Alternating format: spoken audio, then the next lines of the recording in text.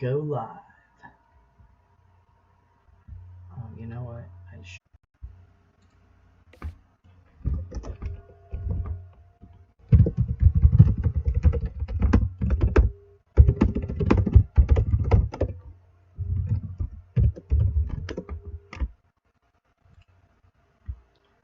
Okay, cool. So, all right.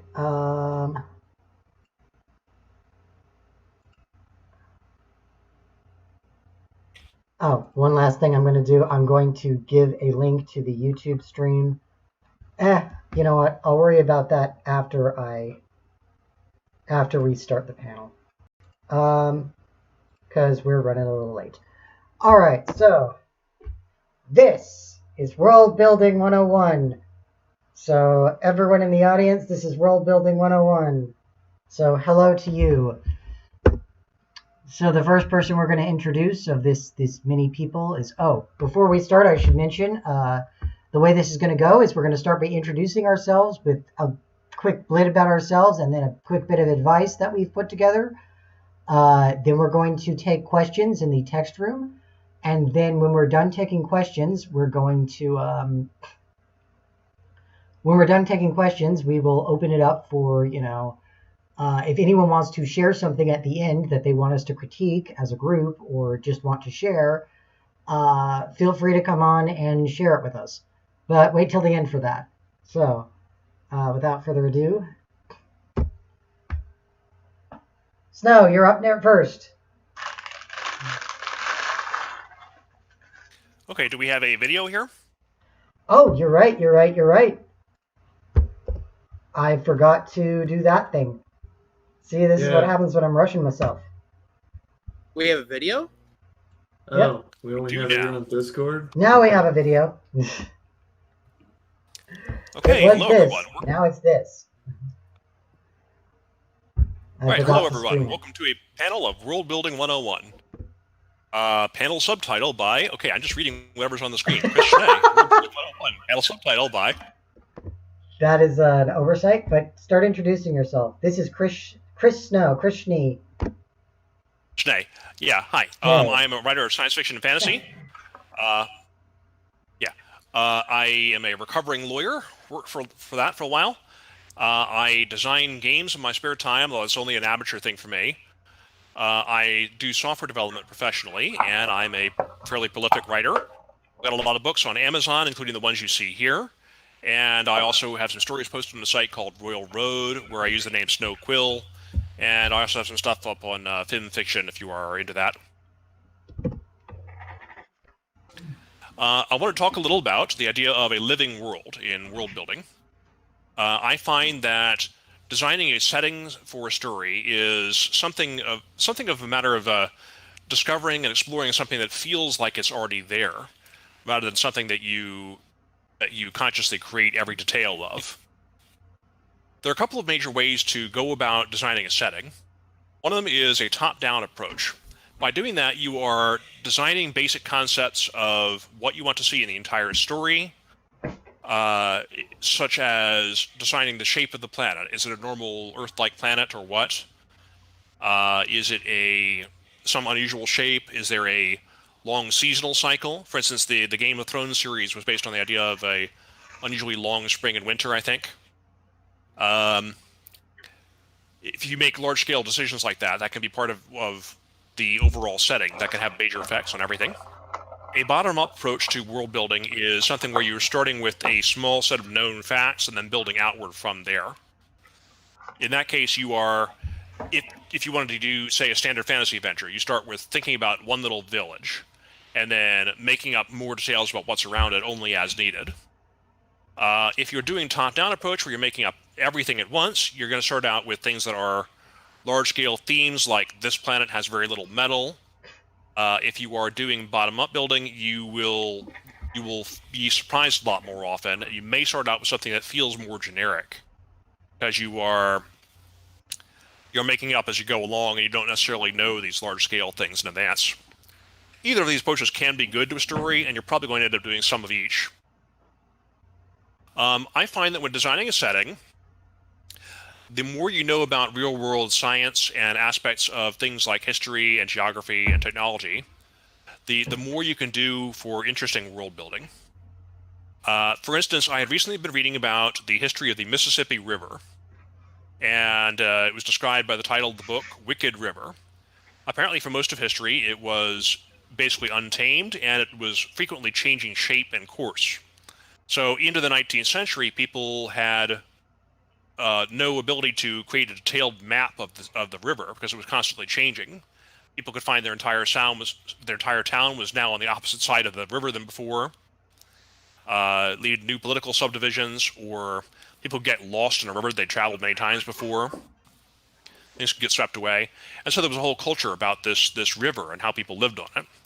And I stole that wholesale for my current project. By thinking about a changing river and people who live along it and how that affects the culture.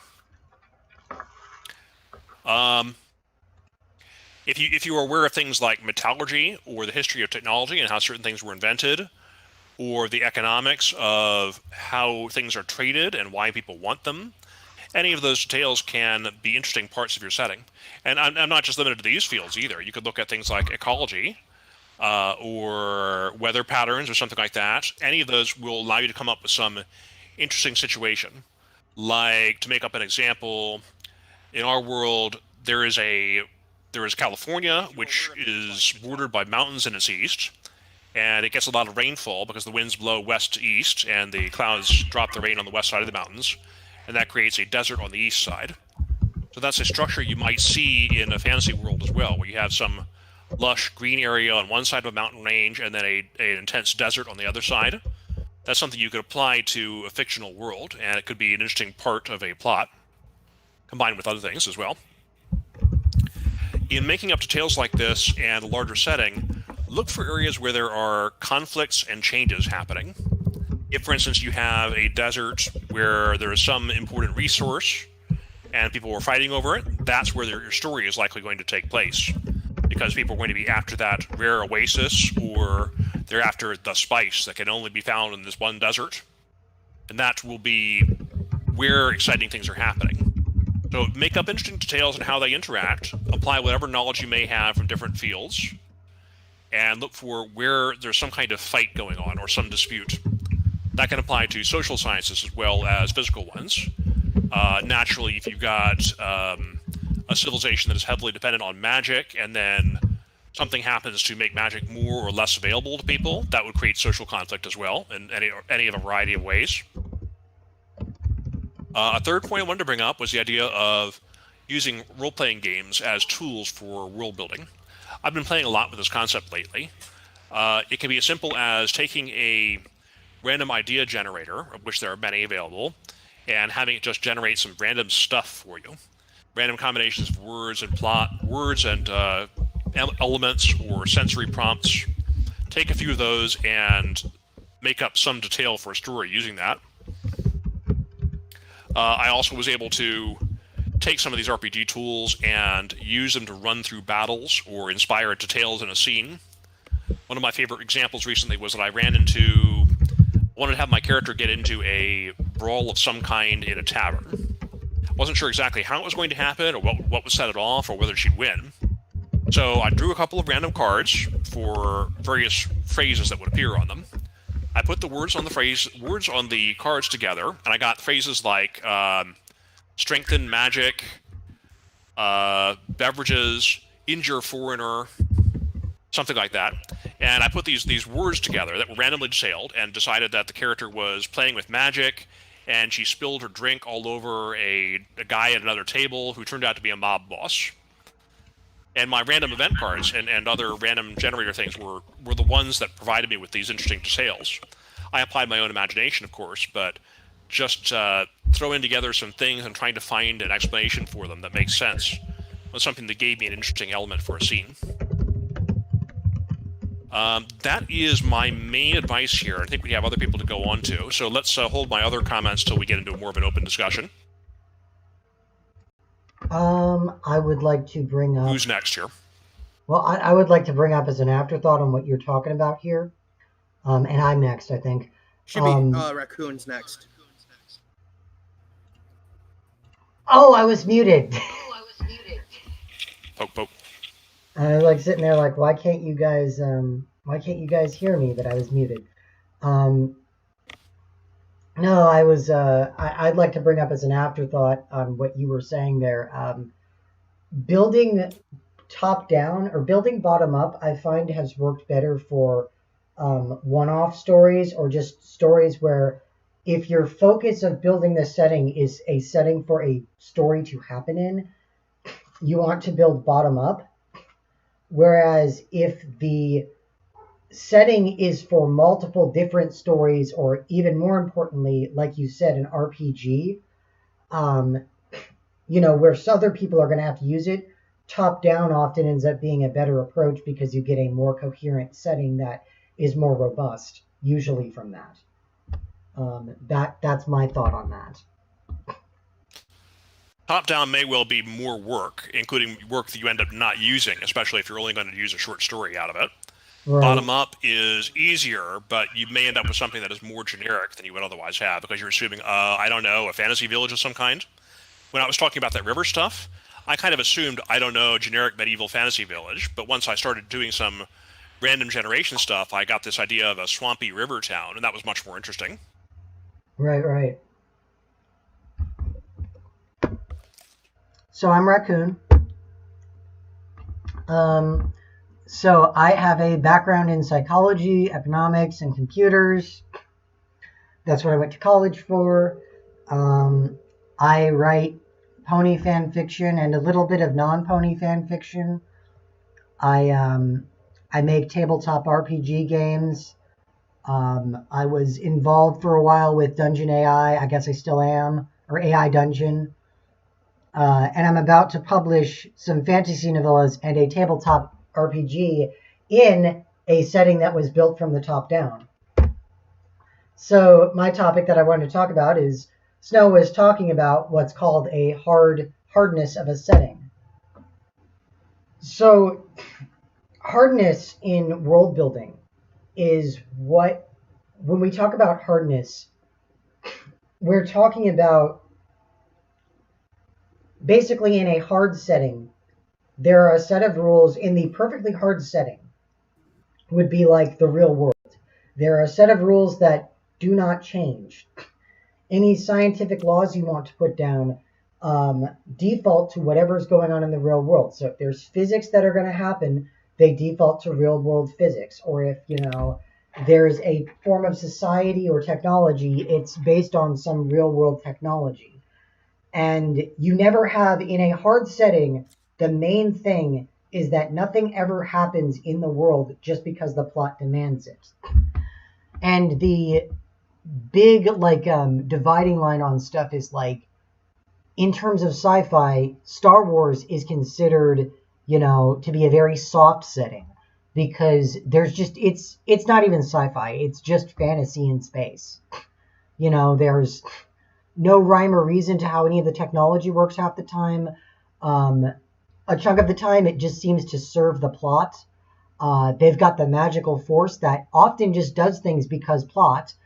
And when they apply physics to it, there's always the question begged of, why don't they just build weapons that ram into things at hyperspace speed? Why don't they do that?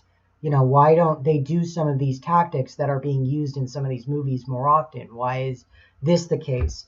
Well, because there's not a set of rules that doesn't change. Things happen because of the plot, especially in the sequel trilogy, which, don't get me wrong, I had a blast watching it, but it really is a hot mess where things are just happening just because they're cool. The alternate side of that is something like The Expanse, where FTL is not this basic, easily accessible thing. You watch their gun battles in their ships, and they're actually dealing with, they're firing just normal machine guns at each other, and they're devastating in space because the moment one punctures your ship, all the air is going to get sucked out. And when they're flying around really fast, they have to worry about inertia and having the crew strapped down into things that, have springs on them so they don't just get, shaken to death by the inertia. That that's a pretty good example of hard versus soft. Another example is Middle Earth kind of toes the line because when it's being medieval fantasy, it tries to be hard. It tries to be, look, these are just people fighting with swords. The orcs have swords. The dudes have swords. They're using real sword technique and real battle tactics to fight each other. But then when magic comes into play, all hardness goes out the window because magic in Lord of the Rings just does whatever it does. Granted, that's because only literally divinely empowered beings can use magic, but it ends up being this thing where there's no real rules to magic in Middle Earth, but everything else has rules. So I often tell people to err on the side of hardness. You can be the setting that's very soft and just has all this craziness, but I tell people to err on the side of hardness because hard settings are more predictable and relatable to the real world audiences than soft settings because, if I start talking about the crazy magical stuff going on in the setting, it can be hard to relate that to stuff in the real world. I have to explain it from the ground up. And even before that, you end up having to build the concept from the ground up. With a hard start setting, you don't have to worry about building your world concepts from the ground up because all you have to do is default back to, I'm doing this scene with this medieval sword fighting stuff. I'll just look up how medieval sword fighting actually works. I'll just look up how horses actually work. I'll just look up how this actually happened in medieval times. And then you just do that. And I find that by doing that, you can highlight the interesting parts of your story by contrasting them with reality. And this goes back to a topic that I was talking about on some other panel a little while back, which was that another piece of advice I always give is, think inside the box. Learn to think inside the box. Learn to just use things as they are because not only do you not have to explain things that are new, but when you do something new and different, when you do what I do and you have the sensitive orcs in your setting that are just good guys that just want to be left alone, suddenly that's a point of interest for the reader where they can latch on to, oh, your orcs are different. And the majority of that's obviously, that's my advice to a lot of people is just try not to reinvent the wheel with things. Hard settings can be not just more predictable, but more relatable, and people tend to take them more seriously as something they're reading. Not that you can't go wacky and crazy with your cartoon, but you know what I mean. So now it's Fiara's turn. Oh god, you're throwing it at me? Okay. Hi, I'm Fiora the Tank Girl. I blow stuff up. I have a bachelor's in human sexuality and a master's in human communication. I've been doing research in those two fields for 10 years, as well as a variety of other fields. I'm also the writer of Fallout Equestria Dead Tree. I had to spend $7,000 in 5 months in court. That's a story for another day, but I got my piece officially published because I do a lot of things just for spite. I'm never going to make money on this. Anyway, I'm here to talk to you about Show Don't Tell. Wait for slide. There we go. How to display things to your readers and how to show how your world works instead of talking at them about it. So the biggest comparisons I'm going to use are J.R.R. Tolkien versus J.K. Rowling actually being fantastic and just sounding fantastic. Don't get mad at me. I'm just using them because they're the most readily available examples of how this happens.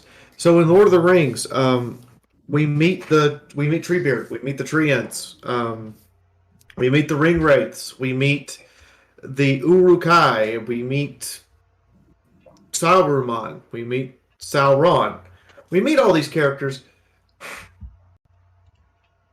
but we don't actually get any information about them until after they've already begun performing actions on screen. We learn about how the Treants actually work by the way they talk very slow. And they take like 4 days to say hello. Whereas in J.K. Rowling's setting, the first time we meet a hippogriff, Hagrid explains everything about the hippogriff before anyone ever sees it. The first time we have a memory spell cast on someone, you get an explanation of how it works before we actually see it cast.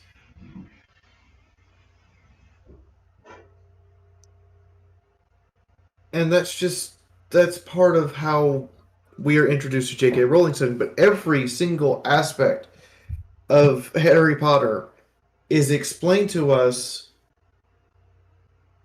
that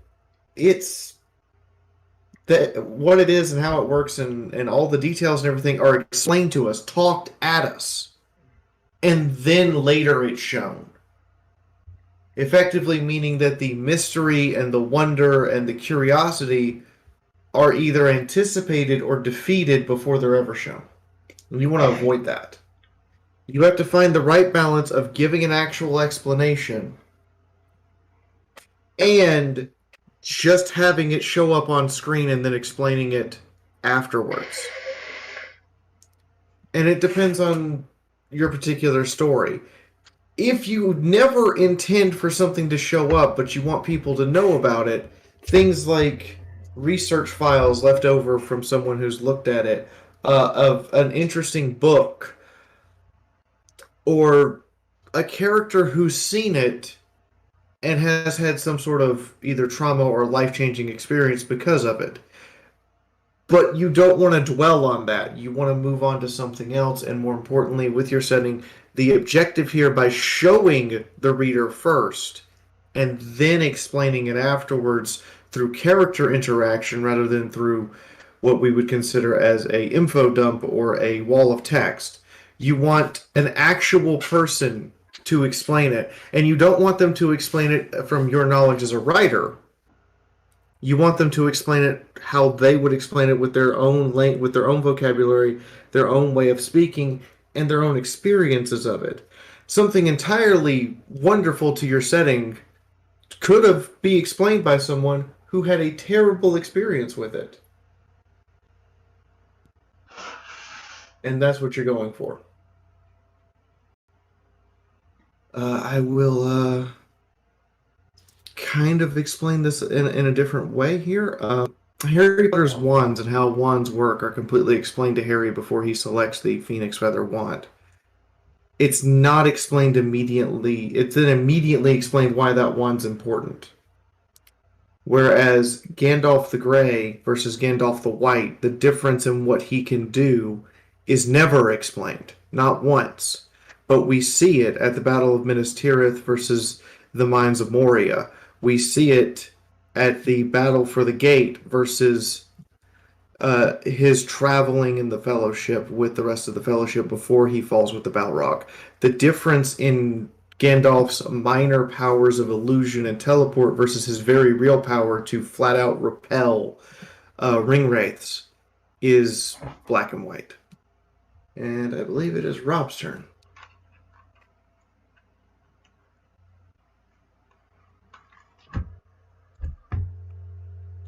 Hang on a second, I walked away from the computer there. Oh, okay. Okay, Rob, you're up. Oh, you know what? Actually, I do want to... Did anyone have a thought while this was going on about stuff? Because I know that Rob is going to talk more about subtle details on things, but... Anyone have a thought they were thinking when I was... Because I feel like I was thinking a thought, but I lost it.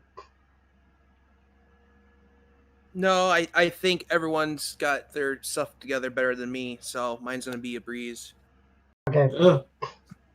I am going to say, if world has X, how does X change the world? I notice has come up, I think 3 times in this panel. Like, all 3 of us have mentioned it so far. And the thing that we haven't said yet is that settings are a system.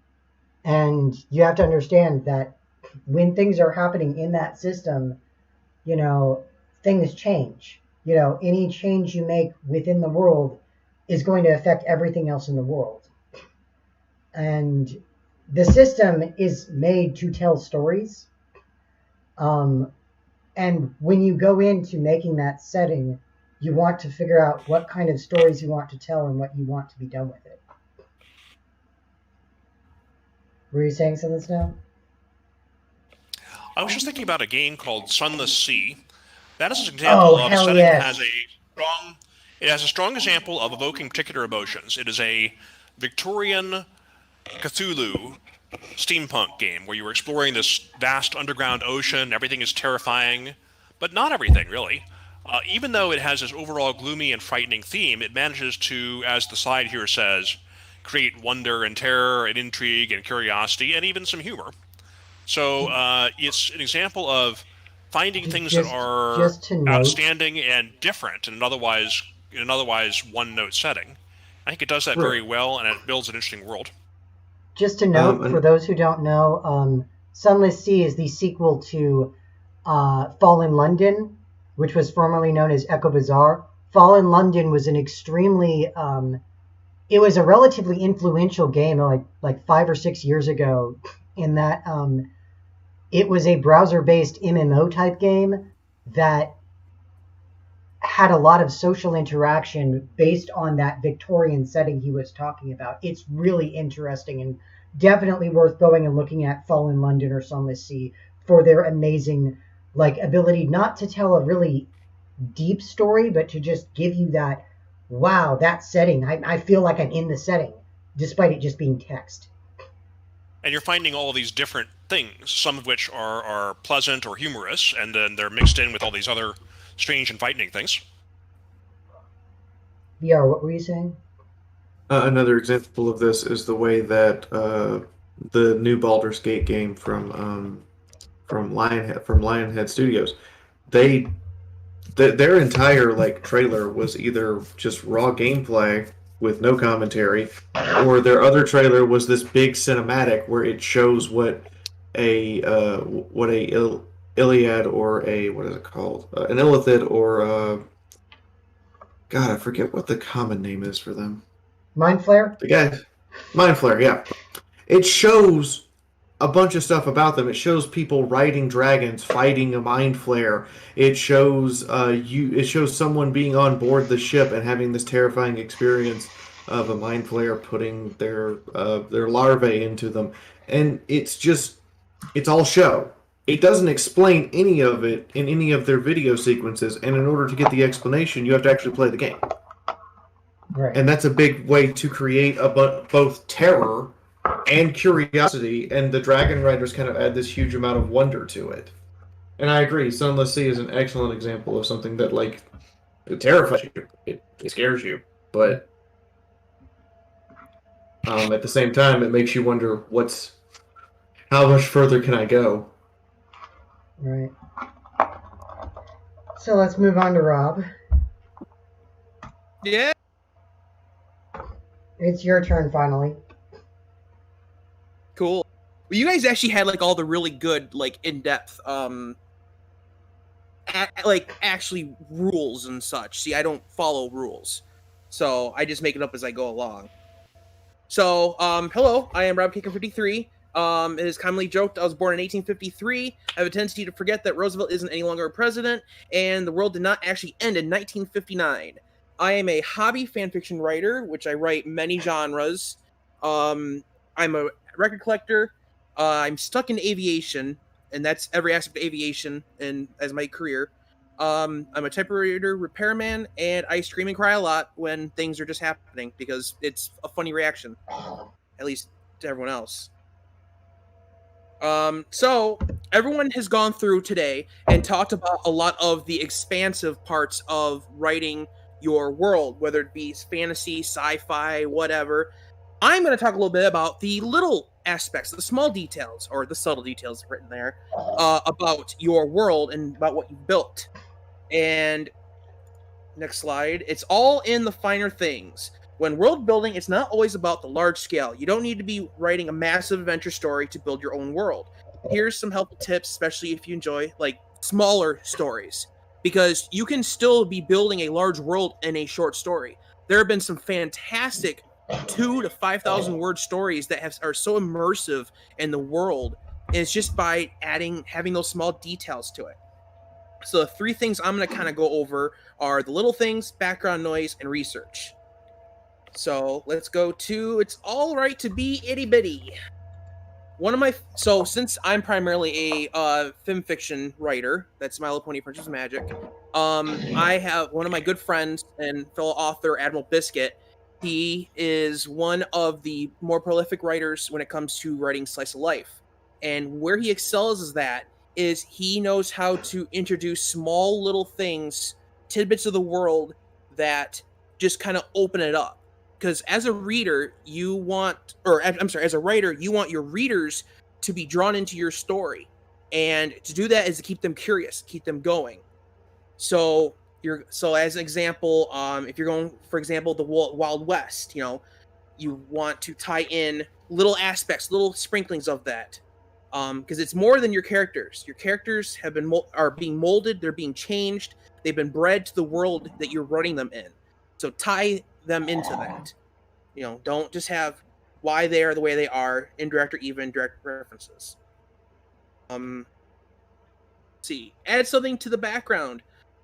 This is I think it was Fiara kind of covered this a little bit better than I'm going to already, but about having those aspects and details of your world, the background, just like white noise, background noise, however you want to do it. Let's see. I should just read off what I wrote. Sometimes it's the small aspects of life that can help immerse readers in your world, starting by asking yourself, once you have a general setting, what's some of the day-to-day things that people of the era or other world, timeline, whatever, might be doing? This isn't always for your main protagonists or even any important characters. It's about showing more of your world. Someone sees something going on in the background or mentions something they heard on the radio. It's small aspects like these that help make the story feel more real. It opens the world up to the reader because then they begin to ask themselves, well, if this exists, then what about this? Keeping your readers invested, interested, and curious is what keeps them coming back to your work. And then my last part is about research. The Encyclopedia Britannica isn't the sister ship to Titanic. No, Encyclopedia Britannica is a now former form of encyclopedia that you would use looking up research, looking up anything. Now we have the internet, of course. So research is a good thing when you are molding your world. To use some examples of real life, tying into the previous slide, going for a Western atmosphere, do your homework. You don't have to break your neck to have every single detail about the West, but it's good to have some knowledge as to what you're telling readers. It helps familiarize your readers with something they might already have prior knowledge with. So as an example for myself, because it's easier to talk about me than other people, when I write my Little Pony Princess Magic fanfiction stories, I have a general sense of where I base them. They're in a 1950s Americana setting with tie-ins to some of the, early or late 1800s farming practices and some other things. While you can look those up online, like if you want a specific detail about something, you can look up online, but it's good to have some knowledge of the era. I have a lot of early vintage books from early 1900s up to the 1960s and 70s, and reading those books, you get kind of a different feel for how things were then. And it's good to have that knowledge and that kind of the atmosphere when reading to help mold your world for whatever setting you're doing. And you can even get that sometimes from watching shows. Like, I have a friend that likes to write Westerns, and I suggested him to watch Bonanza sometime. Bonanza, Gunsmoke, and he's like, "This is awesome. This has so much. Like, there's so much of the world that's not being addressed, but you just see it." So find examples and do a little bit of homework, and you can build upon that. I guess that's kind of it, unless you guys have something to say or suggest, or if I just sped through that and no one knows what's going on. Another example of being subtle, if you wanted to create a sense of dread or horror, you could put some big looming monster in the background, but never actually have the people interact with it. Like, they can see it or they can hear it, but just ensure they never interact with it. One of the great ways that Alien Isolation was incredibly subtle was the fact that there are entire sections of the game where the alien actually can't physically interact with you or do anything, but you can still hear it moving through the vents. And so they kept up the sense of dread by making sure that there was always that subtle hint that it's there, we swear, even though there's entire sections of the game where it can't touch you. I really like the idea that you mentioned of showing a character's daily life on a day when there is no adventure happening. That's a way of showing the audience what is normal and having a break between action sequences or other high-stakes moments. Yes.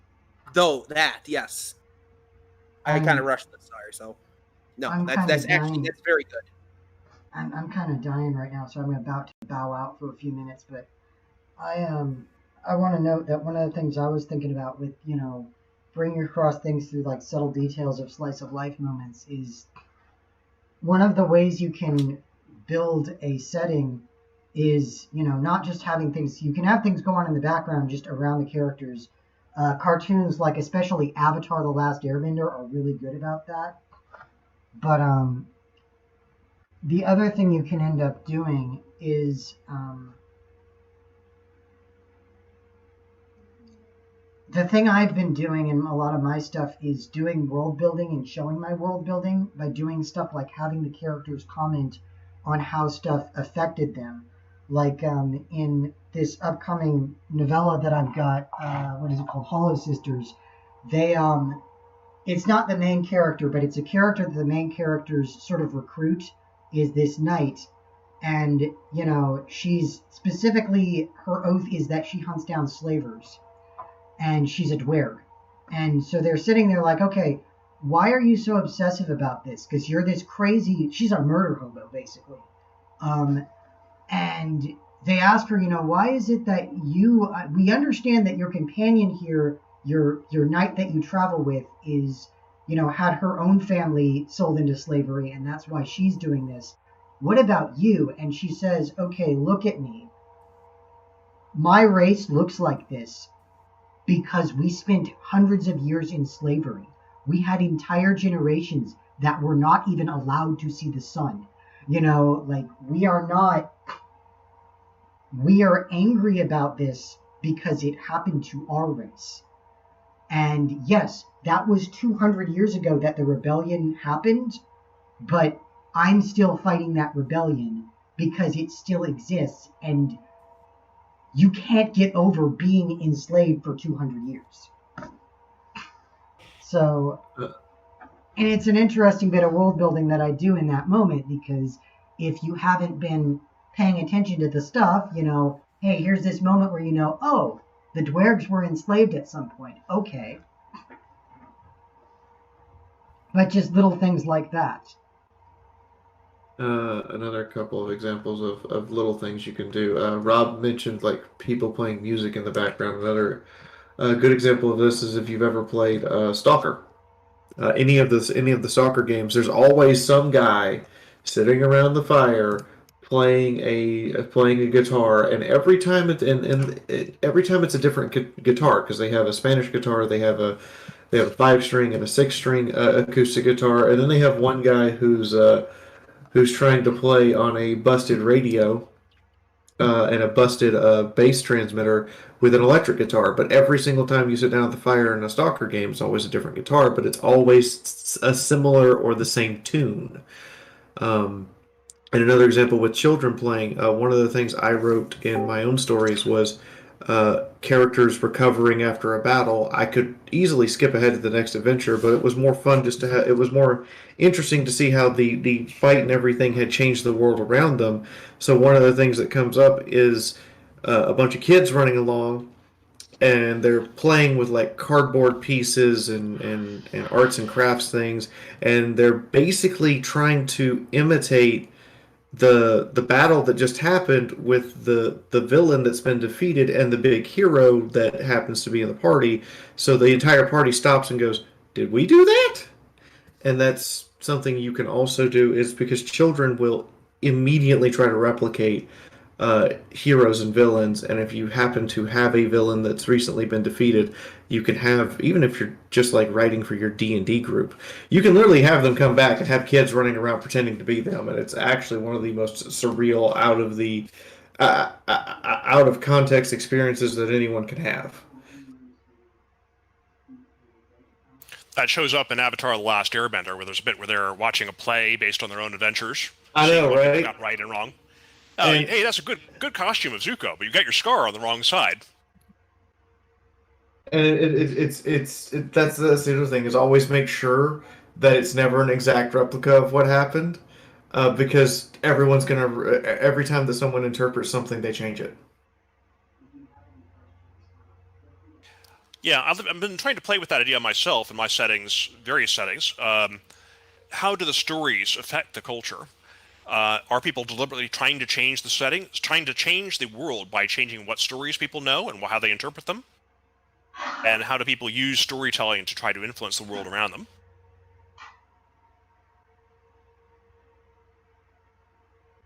I think that storytelling in universe is a way to show more of what's going on in the setting and what the culture is like. To look at Avatar again, in The Legend of Korra, there's a subplot about the invention of the movie industry. So it's kind of funny, it's used for comedy, but we see what kind of movies they're making in that early era with their magic technology. And it's kind of a cliffhanger Lone Ranger kind of movie, but it's got their own magic in that setting, and it's also a war story trying to gin up war sentiment against certain people.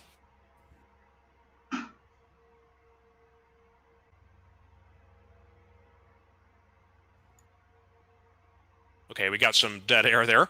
Another thing I'd like to suggest is a good setting. My microphone came unplugged or something there. Okay. Yeah, no. Shoot, I already forgot what I was going to say. Because I was talking, and then you said, oh, there's dead air. I said, what? I looked, my microphone was unplugged. Oh, shoot, what was I going to say? Crap. Someone else say something. We'll come back to it. Yeah. I was going to mention a setting. There's a game called Analog, a hate story, as opposed to a love story. This is a visual novel in which you are mostly reading a bunch of emails and talking to people, but this is aboard a starship, which is a futuristic colony ship, except that everyone on it is dead, except the ship's AIs, and it is heavily influenced by traditional Korean culture. So it's a surprising setting where it's futuristic, and there's certain aspects of it that are unfamiliar to us, but it's also based on a real historic Earth culture that is likely to be unfamiliar to most people. So I thought that was an interesting case of having a setting that is not normal to most of the audience and combining futuristic and past elements. One of the things that I kind of had to take in, and I didn't like it at all on first watch, and then went back and rewatched it and decided that no, this is actually kind of okay. Is Star Trek Lower Decks has you just experiencing the world of Star Trek, but through all the low-ranking officers who you never see or who die randomly in the background. And it's a comedy. It's supposed to be funny. And I get it. I get why it's funny now, and I understand that, like, yeah, this is definitely like something in the setting you don't really think about is what did Ensign Red Shirt Jimmy do, like, for the last 3.5 years on the ship before he transported down and got shot. And a lot of what you see in the lower decks is just them trying to make the day-to-day tasks of running a starship be entertaining, such as having to go through and change computer cores or check power things or scrub scrub biomatter filters. That's all they do. They don't do anything like super special or amazing until the plot kicks in, but most of the show is just them trying to understand what does a random crew member do on this starship all day. And I think that's something that you can add to your world, is just sit down and follow someone else for a day. Even if you don't actually write it and give it to your audience, you can just sit down and follow someone in your setting for a day to see how everything plays out. Research can be your friend here, too. A couple of years ago, I got to visit the battleship USS Texas. It was built sometime around the year 1900. It was considered obsolete before it actually floated for the first time. but it had a minor role at the Battle of Normandy. What was cool about it was that I got to see the inside of the ship, and it's a self-contained village, basically. It had not just sleeping bunks for the crew, but a little post office, a shop, a barber shop, a restaurant, of course, for the mess galley.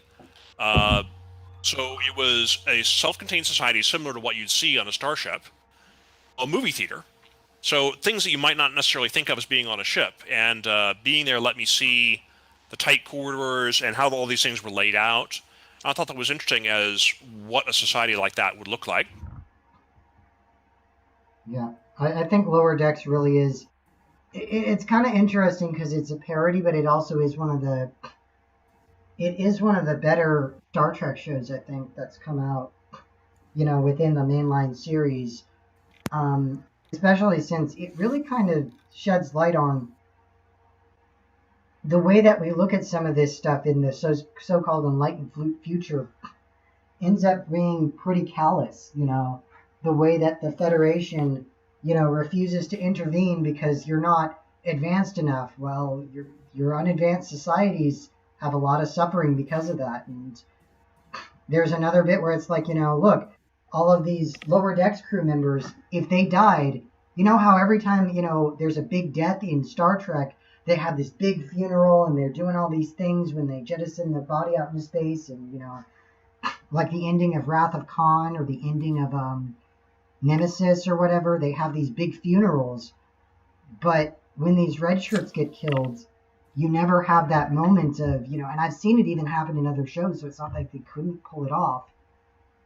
You never have the moment of the captain acknowledging, that's horrible. A good officer just died down there. He was like a low-level security officer, an ensign or a lieutenant, but he died protecting us on this mission, and that's terrible. So that is kind of a hole that I've always noticed in Star Trek that I'm really happy that Lower Decks kind of even addresses, that, yeah, there are these problems in the way that Starfleet is portrayed. And it's even worse when you factor in that Starfleet has crewman ranks. You rarely see them, but they have them. But they also, like, an ensign went to Starfleet Academy for 4 years to be an ensign. Which you see in The Next Generation was Wesley Crusher going from the Starship Enterprise to going to Starfleet Academy. You see him slowly grow as he becomes an officer, but the point is, that ensign has already technically been in service to Starfleet for 4 years before they get onto the ship. Probably more. And now they just died, and there's no funeral. There's I think one instance where someone holds a funeral for a character who who didn't really have any screen time. I will say, the one time I've seen them do it is in Voyager. There's the episode where the one crew member just brutally murders another. And it's a really cool episode in general because it actually shows a utopian future society and how they would deal with stuff. Because they're sitting there like, okay, he's a brutal murderer. We need to figure out why. And they're looking at him and they do some psychoanalysis of him and actually decide he can't help this. He's actually like, he even admits, I'm a sociopath. It's horrible. I'm a monster and I shouldn't be allowed to live. And they're sort of sitting there like, this is an issue because we don't have the death penalty in Starfleet. And he just murdered a guy and we're not sure if we can make him not a murderer. And of course, at the end of the episode, the Kazon try to take over the ship and he says, let me out of the brig, let me out of the brig, let me out of the brig. And then he just starts killing them. Right? Because he's somehow really good at killing people with his bare hands or something. But anyway, that's how he dies, is he's fighting the Kazon off for them. And they also make a big deal about him, like, okay, this was a guy that, yes, he had this big fault in him, but there's something noble in him as well. He wanted to be better. We couldn't help him, but at least he managed to sacrifice himself in this way that he did redeem himself in a way. I thought that was an interesting episode. What? I'm reminded of a different case of exploring the things that fall through the cracks in a setting. friend of mine wrote a series of novels about the rise of a military hero, and it's loosely based on something like Horatio Nelson, a guy who started out as a midshipman and worked his way up to being admiral. In this case, it's a kid who is brought aboard a ship somewhat unwillingly, and he works his way up the ranks. At one point, he figures he's just graduating from military academy, and he's going to be assigned to be a big shot hero on a ship somewhere, spaceship. And they say, "Congratulations, you've been assigned to the Graves Registration Unit." The question is, what the heck is that? The answer is, after the battles, there are unpleasant tasks to do that involve finding the bodies, retrieving them, dealing with any snipers or unexploded munitions that may be on the battlefield, recovering all that stuff, cleaning everything up, and trying to return things to some semblance of normality. So the hero has been tasked with this horrible job that has to be done, and it's a side of military life you wouldn't normally see or even think about. In fact, that people generally don't want to think about. So he got an entire story about his duty there and how, of course, that turns into an exciting battle anyway. And he's fighting this with a group of people who are not qualified. Right. So I see Another people are actually example asking is- questions in the chat, so we'll get to those in a second. Another example is there's a MASH episode where a guy shows up and decides that he wants to do something brave and heroic for his girlfriend, and that's go into the bomb disposal unit, which is basically tasked with going around finding unexploded munitions and defusing them and then getting rid of them. That's a good episode.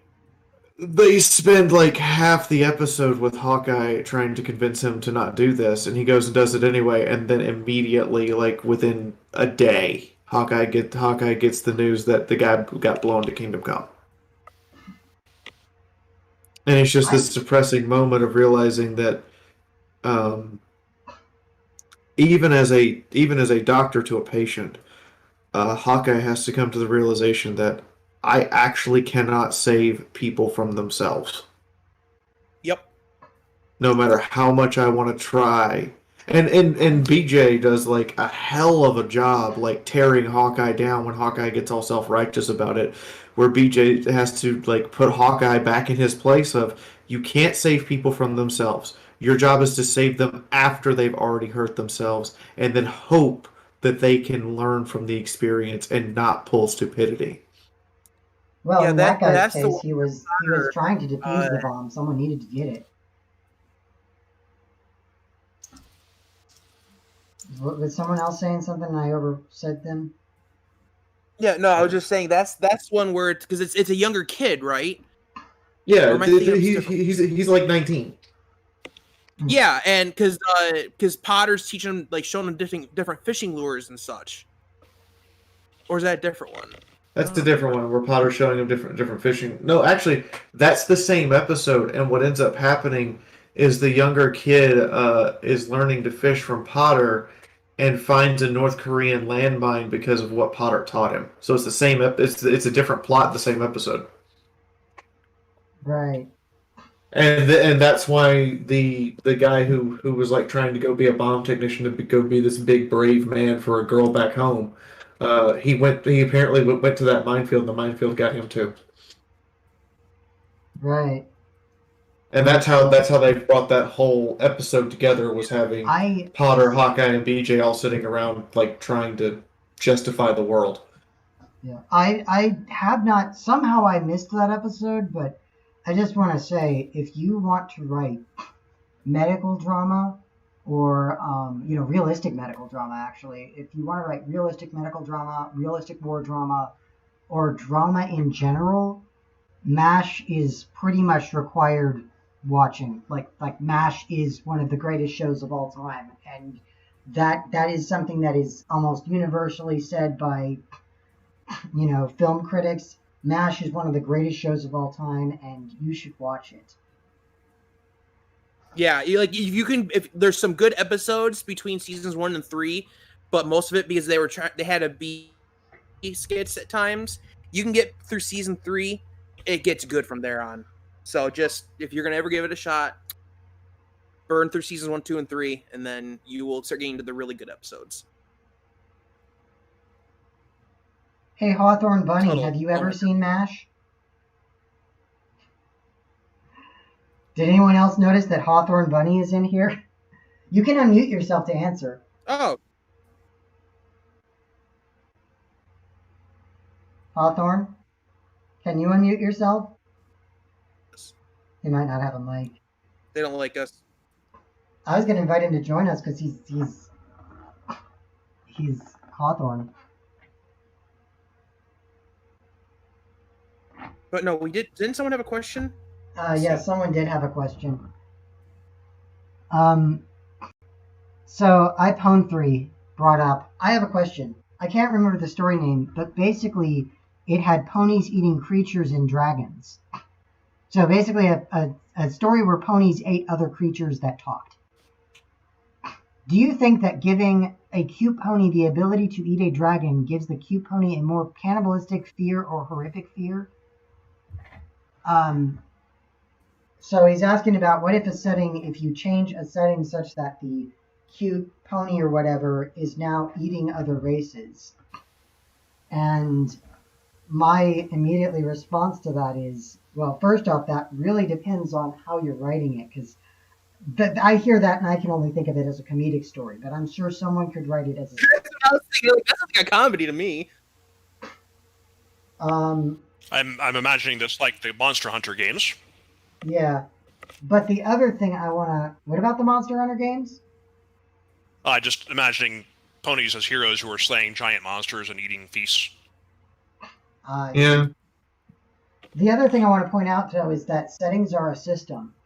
So if you change one thing in the system, it changes the entire system.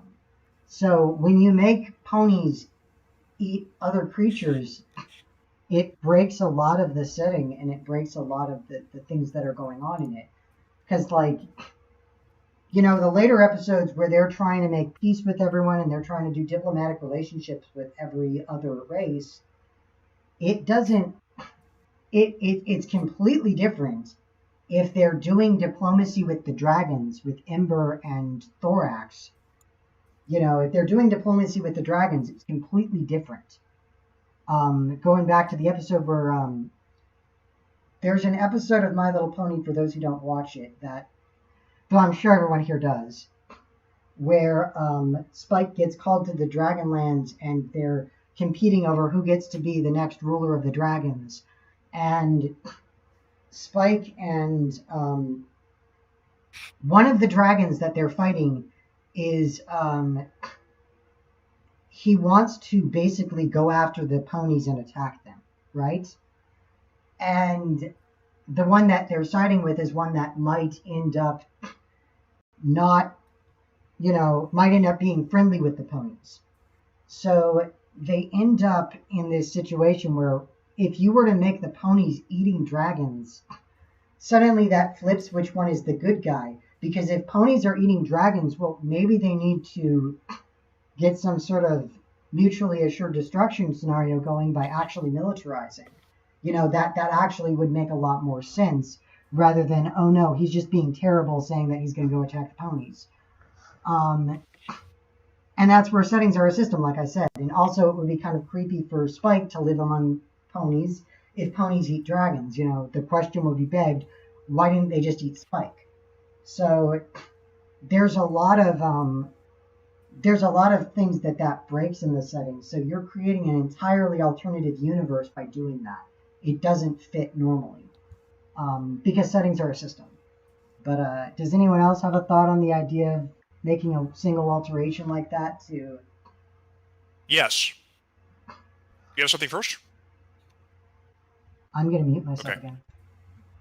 again. Any magic or advanced technology that you introduce into a setting is going to have major effects on the whole setting, likely.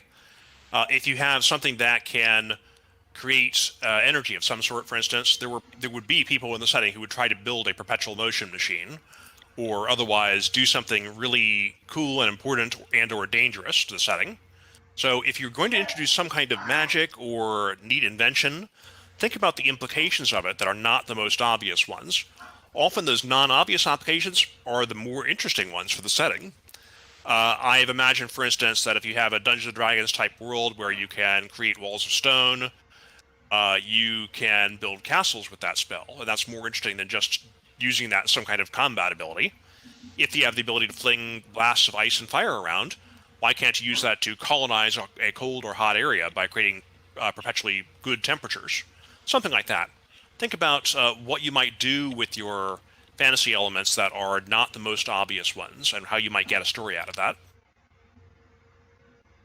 He has a great point. Some people are like, well, you can't live in the elemental plane of fire. Why not? I can literally create giant ice balls. In theory, you could create a magical item to change a temperature area in the elemental plane of fire and just live there. I created a character in one fantasy setting who has the ability to start making certain kinds of objects. And she's worried that if she starts handing that power out too much, she's going to collapse the local economy. Well, yeah, I can create infinite amounts of food, possibly, but what's going to happen to all the farmers? So I have the character thinking about that.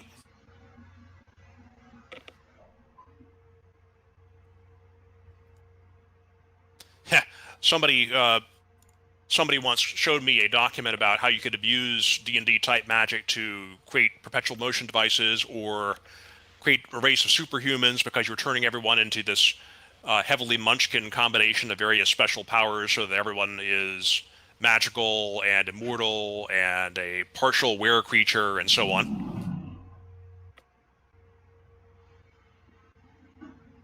Mm-hmm.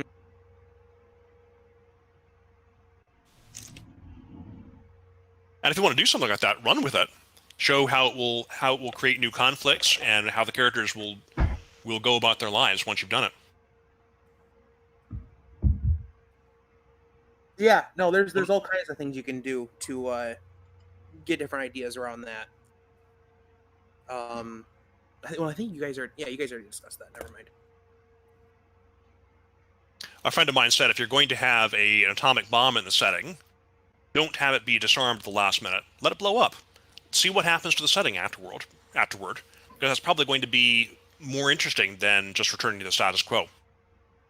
Yeah, and the trick there is if you're going to do something like that, you got to make sure it's placed good. Like, don't have it just be all of a sudden part of the story halfway in and then forgotten about, and then, oh, by the way, this thing happened, and boom. You want to make sure you're kind of having that be part of the story in the background once in a while, at least. Like some form of mention of it. Or you can allow it to become important. Consider, for instance, if Harry Potter had ended with magic becoming widely known. So that's a permanent change to the setting. Now everybody knows that the wizards exist. What happens then? I'm sure you can get interesting stories out of that. Yeah. Something I've been kind of on about lately is I've been playing Destiny lately. My friends got me into it, and the current plot that's just started recently of the current season of Destiny is basically that okay, so remember I said settings are a system? Basically what happened is over the past couple years they've introduced this character. So there's these bug people, like referred to as the Fallen, right? And they are trying to reclaim the machine god. They were in the same situation that humans are, with this machine god helping them and helping them fight off their enemies and all that. And then the machine god, they were overwhelmed and the machine god fled and left their civilization to be eradicated. And so their last remnants are now in the solar system trying to get to the machine god, and also known as the Traveler. And basically there is this one, so they're the bad guys. They're one of the villain groups of the setting that you've been fighting for the past few years. And a couple years ago, they introduced this one character that's the head of this one tribe that is of these guys that doesn't want to fight humans, that actually wants to work with us and works with the players to fight, the bad guys. And, he's like, no, the machine god chose you. So we're serving the machine god still. So we're working with you to fight your enemies. And they're all of our enemies. And now there's this situation, the thing is, previously the Fallen were really sympathetic because of what happened to their species. Because they are acting out of desperation. All the things they do are out of desperation. So people would feel sorry about it when they would do these whole operations where the job is go kill a bunch of these guys because they're very sympathetic. But then what happened is this new tribe was introduced, and now they're major, and they've been let into the last city so that they can live beneath the machine god and, work with the humans and all that. And they ended up in this situation where now they're, hey, look, we can work together. We could have always worked together. This was an option. Wait a minute. Why did the other fallen tribes not take this option? This would have been so welcome for the past, the entirety of the game's run. And it sort of changed the dynamic as the setting of the system, because now they're no longer as sympathetic of bad guys, because here's the one good guy among him, and they attacked him too, and now he's got to shelter in the city. Or his whole group has to shelter in the city now. But the flip side of this is now there's this whole racism plot where there's people that want to kick them out of the city. So there's this whole thing that's going on in this setting as a system, and that's even the response of them having been the same species as the guys that they've been fighting for the past 10 years of this game existing. Where was I going with this? I was going somewhere with this. We were talking about something before I brought up Destiny, and then what were we talking about? How you can create a major change to a setting just by introducing some fantasy or science fiction element. Oh, and right. How settings are a system. Right. So by introducing this guy, they changed the view of the characters. But by introducing, they changed the view of this race. So now they're less sympathetic. But then they managed to return it to the status quo by introducing this racist character, or by making one of the major faction leaders within the city racist against them and stirring up all this trouble. That's like, oh, maybe peace wasn't an option. And suddenly we're back to status quo, but status quo has become so much more nuanced and interesting.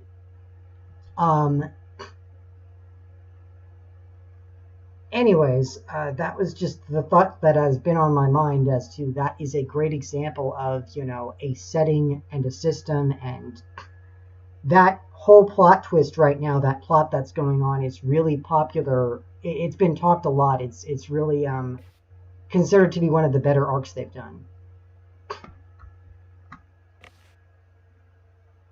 All right. I feel like someone was asking another question in the chat, or something was getting brought up in the chat. If there's no more thoughts on that. Ideal perfection? Okay, do we have a link to where this is being streamed? Yeah, I posted one at some point. If you did, you haven't posted it today. I will get it to you in just a second. You can also click on the entry for Raccoon and select Watch Stream. Yeah, but you see it on Discord, but Raccoon said it's being streamed on Twitch or YouTube. And I don't know right now.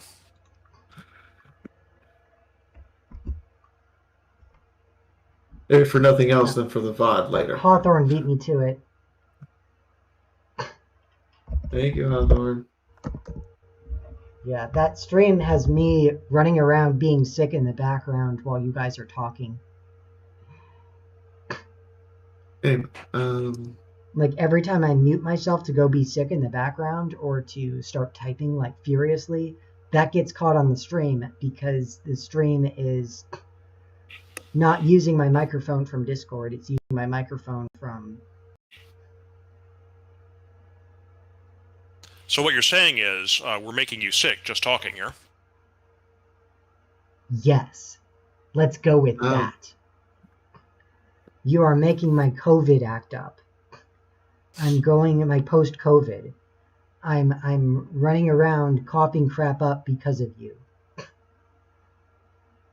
You're welcome. We're glad to get it out of your system. Better in than out, we should always tell you. Better out than in, I always say. Okay, what else can we discuss about world building? Someone asked something about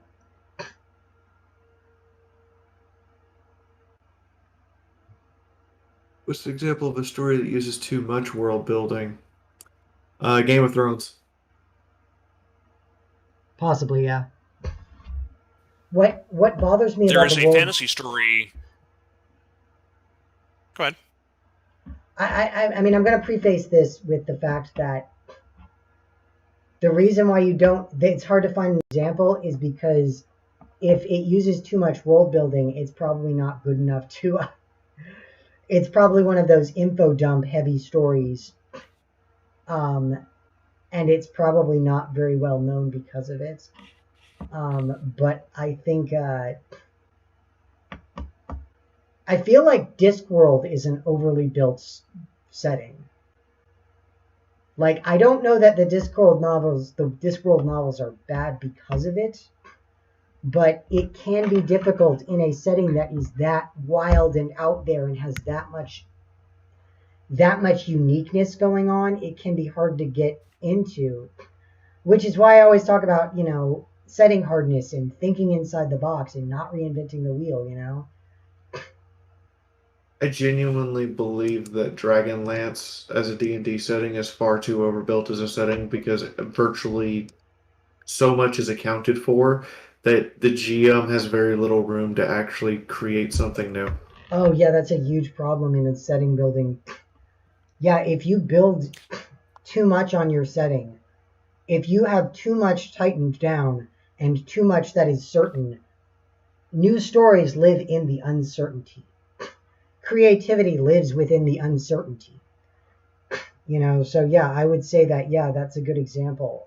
When I was developing my role-playing setting, I specifically avoided saying things like, all elves have this culture, or all elves are like this, or all elves do this, or elves are from this part of the world. Well, no, there's elves all over the world, it's just most of them are here. And I specifically avoided everyone having the same religion or whatever, just because I was trying to say, no, we're not going to have, I want people to be able to put in their own stuff. I want to have a lot of flexibility with this setting that you don't have too much that is certain. There's a setting called World Tree by Bard Bloom. It was originally created as a fantasy role-playing game, but it also has a series of books that are stories set in that same world. I'm linking to one in the chat here. It's part of a long slice-of-life story about this young, confused, mumbling dragon who is roughly cat-sized and immortal and a college student in a fantasy world. And I think this is a great example of world design because it is a lot of slice-of-life stuff. There are strange aspects to this world, and the logical consequences of them get explored. For instance, if you find a magic sword in a ruin, it's probably less powerful than what a grad student can create today because people are still studying magic and how to make magic items. You would want to find that item for its historical value, but not because it's a legendary, amazingly powerful item. This setting is something where magic is very common, so magic is the technology and it's used for all sorts of daily things. For instance, the walls of a city are made of fire or water or writhing magical snakes, and this is considered a normal part of daily life there. In contrast, I would look at a story called Wrath of Trees by the same author, Bard Bloom. This one I actually put down, even though I like the author's other work, because it was an extreme case of making everything completely alien and having a very strange world-building setting. There was a trope called calling a rabbit a smurp, meaning that you try to make up your own special terminology for absolutely everything when there's no need for it. And I think that story is guilty of that one. So it's very hard to understand and latch on anything normal. I would have liked to see something that is relatively normal in a setting, despite all of the strangeness. World Tree, in contrast, does give us some normal things to look at, like there's a college. They're studying magic at the college, and there are all sorts of non-human creatures, but it's recognizable as a university in a city. I guess the lesson to take from that is, don't just look at the logical consequences of things, but show us something normal to relate to, if you possibly can. Right. Once again, think inside the box. Don't be afraid to just copy the real world, because it's really hard to relate to the alien people on the alien planet. You know? There's an excellent story called A Deepness in the Sky by Werner Vinge. There, humans are encountering a race of alien spider people, and we get to see from their perspective what a lot of their world and their culture is like. And we kind of learn at the end that we're not quite seeing the truth about what they're really like, but we're learning some interpreted version of it that we're capable of understanding and sympathizing with. So it's a strange and alien setting, but we're given aspects of it that are made to seem familiar enough that we can understand them. So, in my fantasy setting, when I say think inside the box and copy the real world, I also want to note there are things in the real world people often forget about or take for granted. For instance, we often think about like laws and hierarchies as being part of civilization. Oh, and like the way that we do trade and economics and currency, not realizing that That took a long time to develop and is ever changing. Yeah, basically, like what a lot of people don't realize is like first we made, you know, agricultures and then settlements. And then the settlements built walls and became cities. And that's how that started. And then we started talking about the idea of, that's where the idea of property first showed up. We didn't have this idea that we have of property, that we have all this meticulous law about, didn't even exist until after we had started building full-on cities. Another good example. Go ahead. Family did not exist in the way that we think it does until after property. And code of law, like law in general didn't really exist, but the code of law wasn't developed until like Hammurabi developed it in like only like 5,000 years ago. It was not that long ago, comparatively. So sometimes people are asking, well, oh, and hierarchies didn't exist either until there was property. So family and hierarchy are the result of how humans like to think about property, basically. And I'm a little skeptical about that. Well, not so much, you know, it's not like, oh, we just, you know, left our children where they lied and all that, but it was more like a lot of the idea of having strong bonds with your families and not having a strong bond with your neighbor comparatively. Children used to be raised communally. They're pretty sure in the predominant theory is that in pre-city civilization, children were raised communally, and they didn't have marriage. They had like polyamory basically, and that they didn't have a lot of this stuff that we kind of act like it's just normal. And the same with hierarchies and rule of law, or codified law specifically. Before codified law, it was, you know, basically what they would figure out what the law should be on the spot. And even before that, you know, when someone did an infraction, the community would have to get together to decide whether it was an infraction and then what to do about it. And we still see holdovers of that today with, we have laws about reckless endangerment and manslaughter and all that. And all manslaughter really is as a law is, did you act in such a way that showed such a disregard for life that you shouldn't have been surprised when somebody died? And that's how I like to explain that law. But the thing is about that, is that gives you a lot of opportunity. Knowing that gives you opportunity to mess with it. And I really like when I'm doing these RPGs and my players run into the goblins or the orcs. They run into the goblin village and they're like, okay, who's in charge here? What do you mean who's in charge? Who's in charge of what? I don't know. Well, we've got a trade situation. Oh, go out front and talk to the guy that runs the trading post. He knows how to do bartering. It's stuff like that. It's like, well, wait, who's the leader of the village? What's a leader? Then they're talking to the shaman and they're like, well, shaman, can't you do something? And the shaman's like, I'm just a shaman. Well, can't you get the village to do something? You have to ask the village, and I always thought that was an interesting, curveball to throw the players, because then they have to come to terms with, you see the gears turning in their heads of, oh, they don't have a strong hierarchy system. They do have some sort of this person is more experienced than this one, so that this person ends up being in charge, but they don't have a strict, rigid hierarchy. And they don't have a code of law. And they don't have a lot of the stuff that we're thinking of.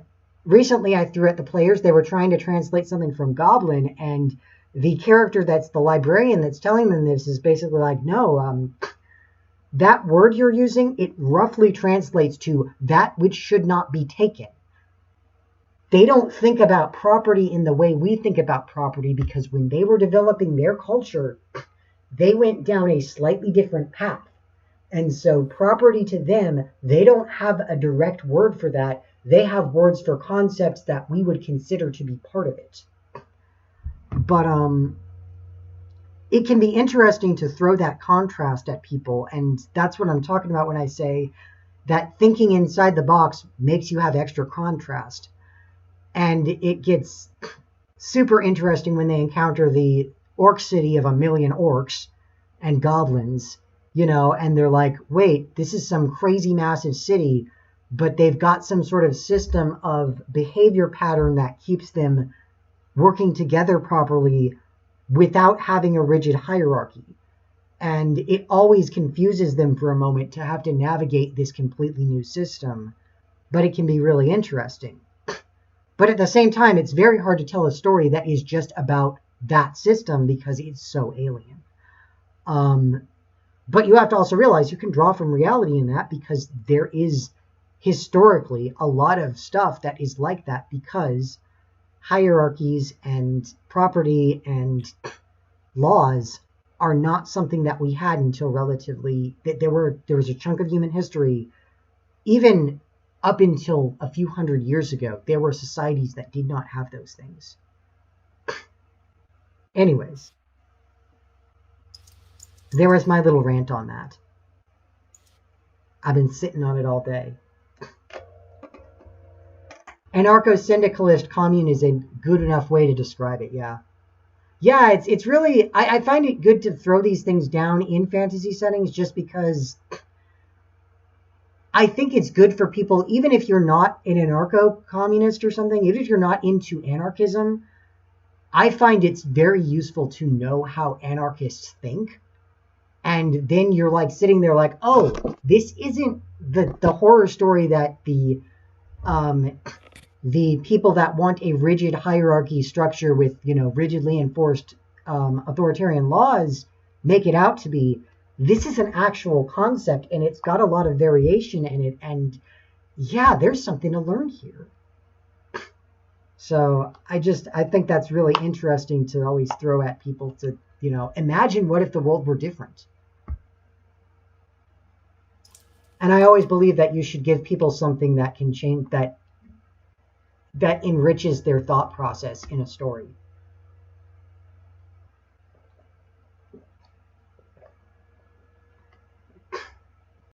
I was recently reading a book about how the Roman Empire's economic system worked, and the author's position was that we shouldn't fit it neatly into any one box under any one system for describing it. Just look at what they actually did and try to see it in its own historical context. It was an interesting system, and obviously it was complicated, and it doesn't exactly match any modern model. And it also changed multiple times. It evolved over years. Right, we're talking about an empire that lasted for hundreds of years, and extended as far as the east coast of Africa and India when they were trading. Mm-hmm. What's Fiara saying? Somebody recently pointed out that even the ratio of gold to silver changed over time in their civilization, and this is something that we kind of take for granted. Oh, yeah. In your fantasy setting, you have like 10 gold pieces to 1 silver or something like that.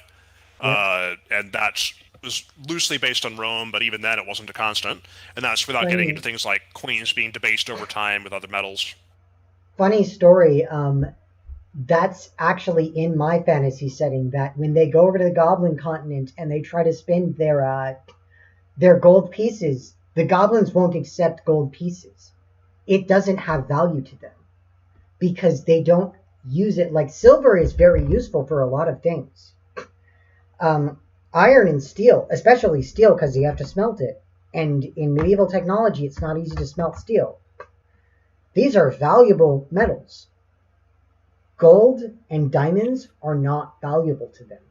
So there's even this whole thing where there are occasionally periods when trade is not going well, where trade ships will load themselves down with gold or silver and bring, the gold over to the human continent from the Goblin continent, or the silver from the human continent to the Goblin continent, and sell it at like a slight profit because you can get away with it, because the goblins will sell you gold for a pretty low rate, and the goblins, the only reason they mine it is to sell it to the humans. And the humans, a silver piece is worth a tenth of that of a gold piece. But the goblin system, the silver is worth more. So, and where you have something like that happening, you have a potential story element, because somebody is trying to profit off of it. Somebody is probably causing problems because of it in some way, and there's a source of a plot. Right. Just to give one silly example, the Roman Empire taxed goods that were being brought across province lines and from outside the empire, and sometimes merchants were not necessarily carrying around gold and silver pieces, so they would collect taxes in kind. So there would be situations where somebody would accumulate a warehouse full of ivory tables that had been part of some merchant's haul, and he was paying some percentage of his ivory tables to the government as taxes.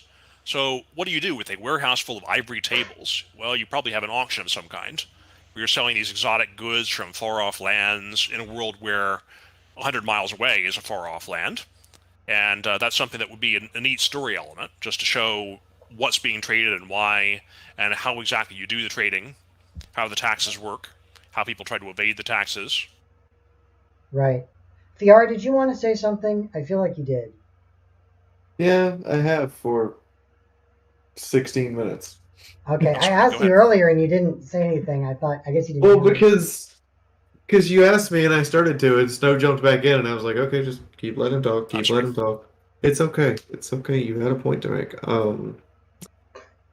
So if, because I write Fallout Equestria and the currency is bottle caps. Oh, yeah. There's a quest in New Vegas that explains why bottle caps are used as the currencies, because a single bottle cap is supposed to represent a 20 ounces of fluid water.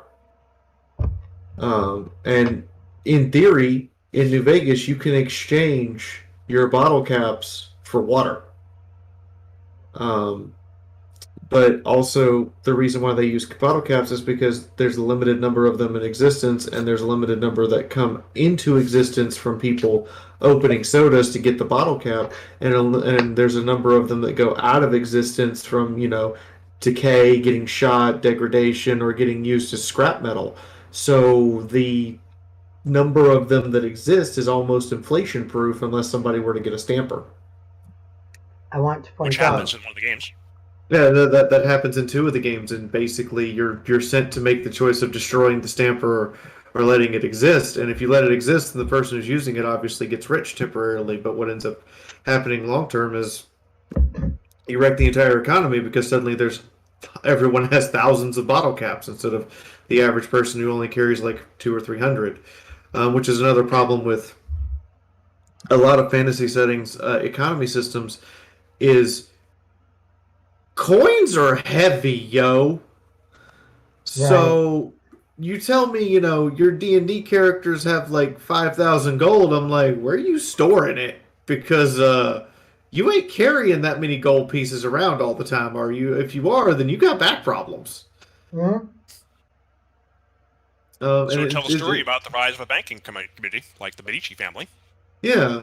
Or a story about how New Vegas poker chips, because they're made of plastic, become the currency of New Vegas and Fallout New Vegas, because you can just take poker chips to any casino or any shop in New Vegas and they're perfectly valid currency instead of bottle caps.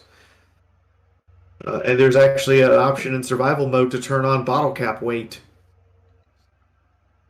which is hilarious for some players. I've seen them get overloaded because they just insist on carrying 12,000 bottle caps.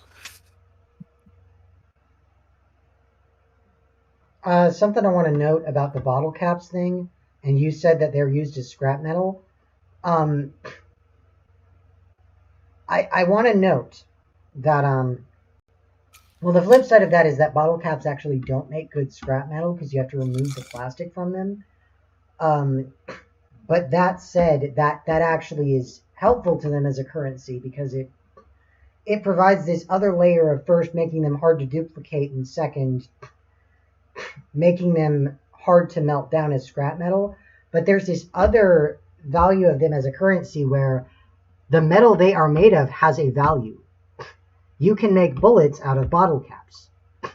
And bullets are something that have a lot of value in that setting. So yeah, because but that's where it's not just bullets that you can make out of them, because bottle caps are actually, if you've ever actually handled an unstamped bottle cap, they are sharp. Yeah, you can use them as bombs, I know. Yeah, one of the primary ways that bottle caps in the Fallout, and subsequently Fallout Equestria Wasteland get taken out of circulation is the prevalence of the recipe for the bottle cap mine, which is a horrific fragmentation mine that uses about 100 bottle caps instead of a lunchbox, and about the equivalent explosive of 2 hand grenades.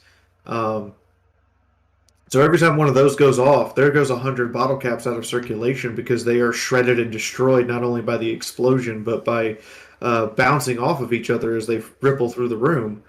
And they are by far one of the most lethal things in all of the setting.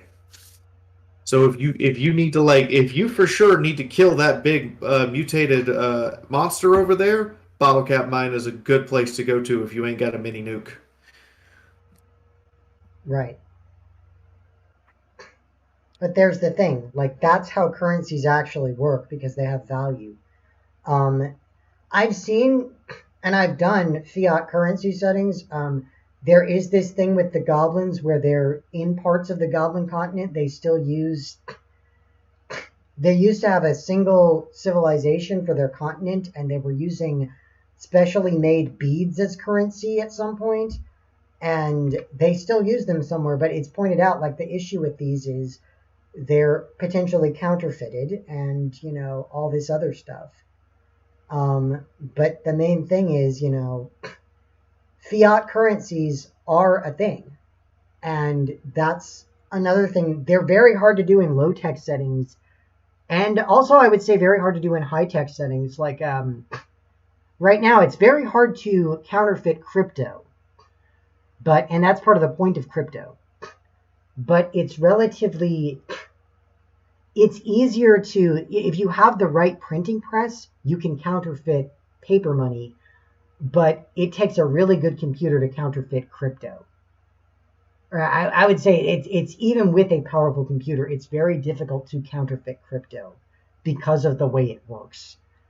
And part of the problem with virtually all modern currencies, and this is especially true with cryptocurrency, is its value is only what the general population perceives it, which is why you see like huge fluxes in currency to the point that, say, a modern US dollar, if I go to Mexico, I can get a lot more by paying in US dollars because the people in Mexico will just wait, because within a week or two the value of the dollar and peso are going to flux in such a way that they can get more money than they could have ever gotten if I paid them in pesos, by just waiting a week or two for the peso to flux one way or the other, and then go trading in the American dollars for pesos. And you can do the same thing with my wife and I in England. Is we literally will sit here and wait until the dollar to the British pound hits hits 0.7 British pounds to the dollar, and I will send her money to buy up British pounds, and then when it comes back down, she will convert it back to dollars, and I will end up making $50, $60 on just minor currency speculation with $100. Right. Arbitrage. It's kind of silly, but that's the biggest problem we have with like modern currencies is they're just based on what we believe they're worth. They have no actual foundational basis to be valuable, which is why stuff like pirate coins that are made of gold, that gold is considered valuable. Therefore, if you were to find buried pirate treasure, which is a total myth, by the way, but if you were to somehow find it, guess what? It's probably more valuable than all the money you've ever seen. Well, they're not just valuable because they're made of gold. They're valuable because they're often historically relevant. They're hundreds of years old, and they've still got the print on them usually. That's one of the few things about gold that made it work as a currency was it will retain its shape and it won't decay. I do want to say I recently made, a decent chunk of money off of Dogecoin, especially with that thing that happened where... I don't know if anyone's seen Bitcoin is basically dead right now, as in like it's gone, it's going down and it's probably never going to go back up because what's happened is Bitcoin has become so bloated because it's so obsolete as a cryptocurrency that it's just too hard to calculate new hashes on it.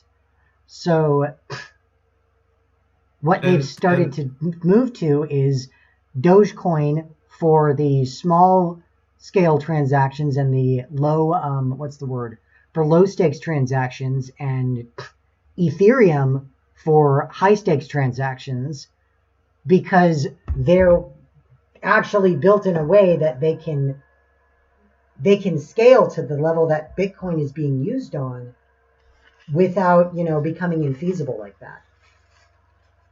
As a side note, all of this is currency speculation. It is technically a form of what could be considered a gamble because there's no guarantee anything that you think is going to happen is going to happen. So unless you were whatever money you would put into, say, me having my wife change dollars to pounds and then back to dollars, just kind of assume that you're willing to just look at that money and go, I lose it, it's gone, it's never coming back. That is something you have to assume. So please don't take advice from writers on economics beyond just beyond world building, how the system works. Do not assume this is a good idea to invest in. Yeah. Don't like say, oh, I'm going to go buy a bunch of Dogecoin just because I'm sitting in there in the chat over and over again posting Dogecoin rocket ship diamond hands.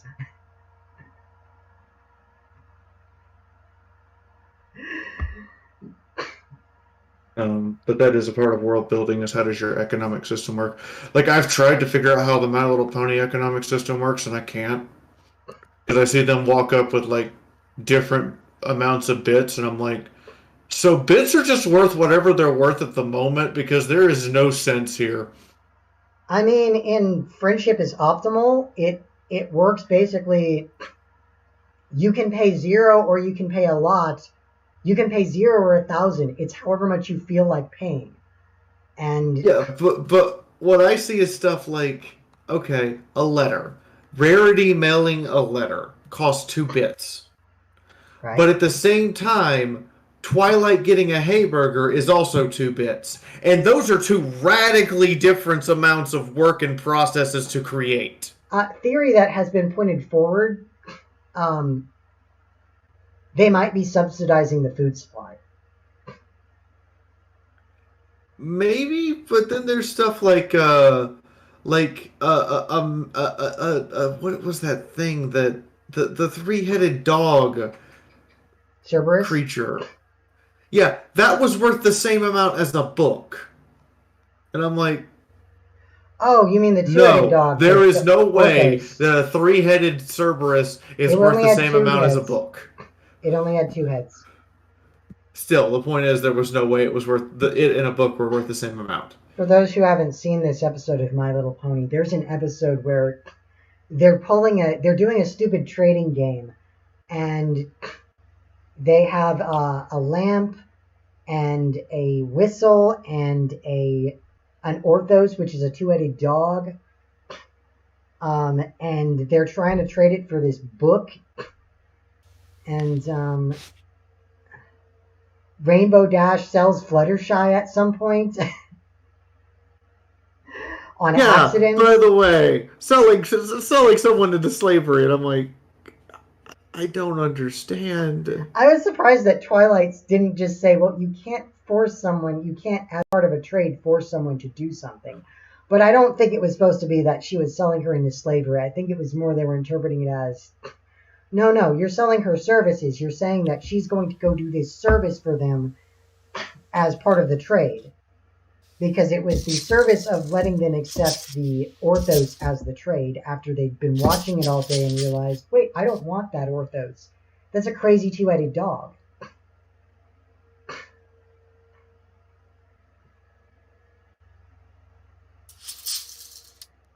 Anyways. Hawthorne, why don't you unmute yourself and tell us that in the text or the voice? Or is your mic still not working? Because we could add Hawthorne in on this. I mean, Rob apparently had to leave or his internet exploded. I'm not sure which. Yeah, he had to leave. He had to run off. He said it because of car problems that his sister was having. Yeah. Hawthorne, can you talk? No. Oh, No, okay. good to know. Good to know. The answer is no. I hope you're not under duress or being held hostage or potentially murdered. I'm good. Are you sure? Can you talk a little louder? Try. Can you hear me? Yes, we can hear you. I can turn it up more. There you go. I've got you turned all the way up. How about now? Okay, Yes. That's good. So tell us about what you think on this. Are you shaking something in the background? For those who don't sorry. know, what? I just I was heard doing like something noisy in the background. Sorry about that. Okay. For those who don't know, Hawthorne Bunny is an old. He's been writing for a good long while, so, and he's done panels like this before, I believe, and he's hanging around, and we should have him on one of the next ones. I should invite him to our group that does these. I've never done a panel before. Oh, okay. Well, then I guess this is your lucky day. You get to be on the Welcome to the Worldbuilding 101 panel with Hawthorne Bunny instead of Rob Cakeran. Hi. Yeah, I don't know how this happened. I don't usually do this kind. Yeah. How's it going? Why is it doing that? How's it going? What are you thinking about world building? Do you have any thoughts on world building? I like it when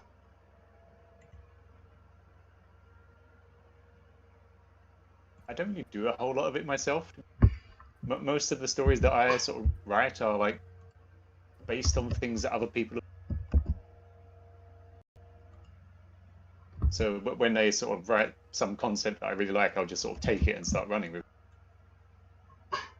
This is a sign. I don't know if anyone is watching the stream right now, but I'm amused by myself. I don't mean to be offensive. You can be easily amused. That is true. I'm not going to deny it.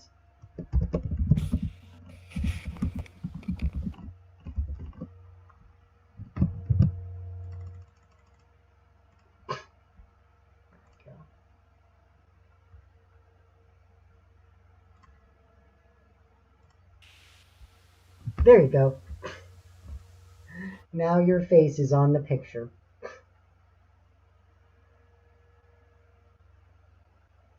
Anyways.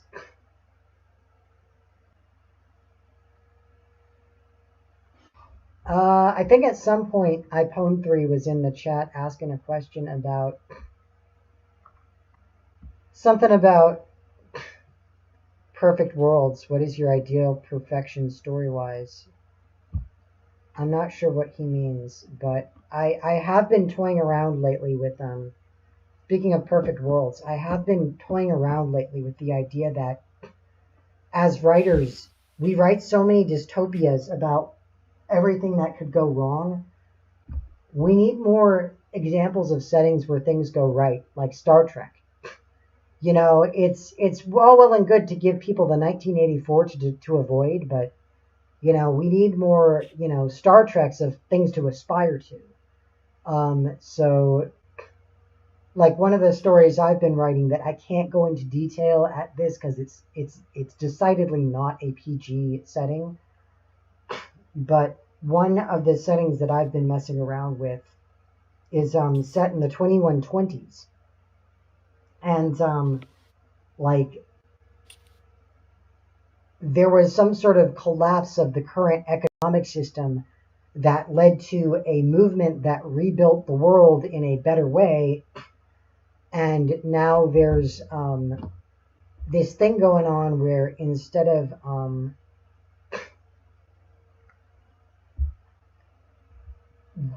there's this world that's different, right? And now instead of like 90% of the laws that exist today don't exist anymore. And the way they run their economy is completely different. And a lot of things have been automated away, and a lot of, you know, they have a fully robust robot-backed UBI system that, you know, all of your food and housing are paid for by robots, and your spending money is what you're working your job for. And so they end up at some point mentioning, oh yeah, I'm full time. I'm working a full 30 hours a week, you know, and it's just stuff like that they mention as part of the subtle world building. They mention things like that, but also there's this just whole thing going on where they occasionally will call back to things we just think of as normal and say, wow, that sounds like a terrible place to live. That's horrifying. I can't even imagine living in a society like that, you know, where you're not allowed to do this, or you're not allowed to do this, or they make you do this, or you're telling people we used to work not only more than 30 hours a week, but more than 40? What? You know, just these things that they say in this setting. And it's kind of interesting that, not something that they work more than 40 hours a week, but they work more than 30 hours a week as an obligation to survive or whatever. But it's just, I don't necessarily call this the definite utopia that we should definitely look for, but it is a story that, it is a setting that I built to try and show an example of, hey, this could be a world. This is the kind of world that a lot of these social movements are actually fighting for. So when you hear about, oh, this is the future that such and such what group wants, it might actually be this one, and we're just not seeing it. You know, the future without poverty or anything like that. And like I said, it's I think it's important to write stuff like that because it gives us something to push for, rather than, it gives us more some goals to set potentially, rather than, or at least it gets us talking about goals we can set, rather than simply things we should avoid. Because like I've seen the people that 1984 was about quote 1984 as if they're trying to stop it. So yeah, that's.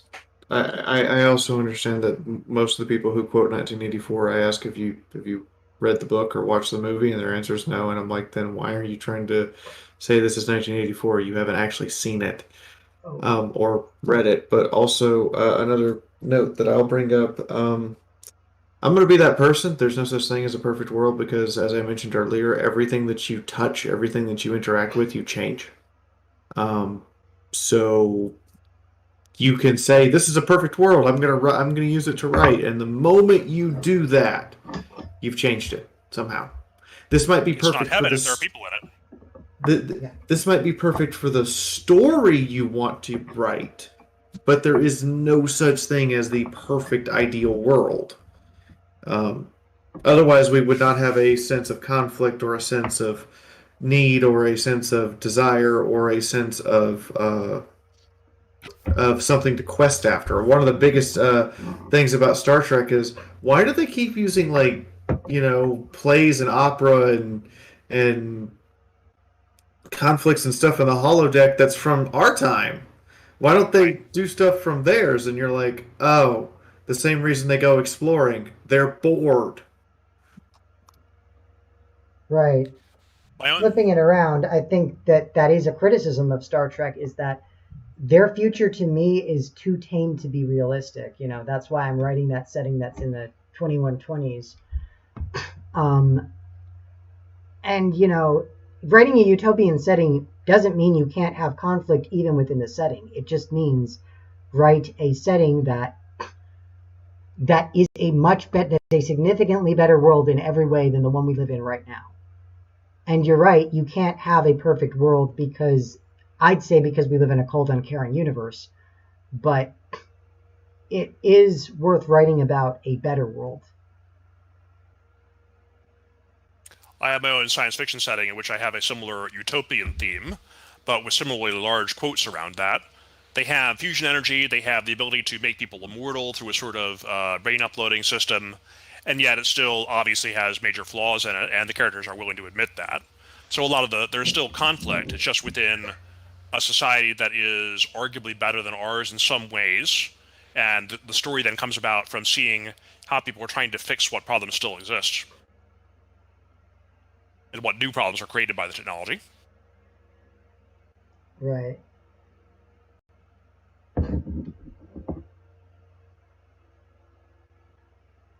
I will say something that is kind of interesting to me about the setting I keep referring to that I can't talk about here, is that there is a lot of just gratuitous wish fulfillment in these stories. And that is what the stories are kind of built off of, is just the gratuitous wish fulfillment, simply because that ends up being like the future I'm portraying. Well, yeah, it's R-rated. I can't talk about it because it's R-rated, but anyway, we've been going for that should give you a hint. I think we should take final questions and wrap up. We've been going for 2 hours. Okay. Well, to be fair, we actually have another hour in this room if we want it. If you want to bow out, you can. I might need to. I've been sitting here fighting the side effects of the COVID second shot vaccine the whole time, and at this point, my head is. All right. I feel like I'm drunk. Is there anything you want to say before you go? Yeah, thanks, Looney. Thank you, Looney. Glad to help. Looney, I owe you a hug around your neck next time I see you. Yes, I'm sure a lot of people owe me that. I'll give you a hug around your shell. I'll give you a shell-cracking hug right around the middle. I am one of these people that does this silly thing called leaving my private messages on Discord open. You can just drop me a message there, or you can drop me a message on FemFiction. And I am also a vendor here this weekend. That's most of what I do. Anyway, I'm gonna go lay down and try to not feel like I'm about to fall over. I know the feel because I'm COVIDing right now, so. I hope you guys get feeling better. I don't know that I will, but hopefully Fiara does. Hope Fiara will. I don't know if I will, but I hope I will. Hawthorne, be sure to unmute yourself. Actually, you know what? I think I'm going to, at this point, open the floor to anyone who wants to talk, as long as none of y'all, turn on, music or something. If y'all can be, quiet when other people are talking. If anyone wants to talk, you can. Does anyone have anything they want to share with the group, or any thoughts they want to have on this? Hold on, I'm trying to look for your fan fiction. Mine? Yes. I'm Rockstar Raccoon on FemFiction. Let me Yeah, I pull meant it up. fan fiction. My bad. I have a film fiction. It is Rockstar Raccoon. There's my film fiction. I am linking it in the chat for you. That is not my film fiction. That is someone else's. That is Hawthorne's. There it is.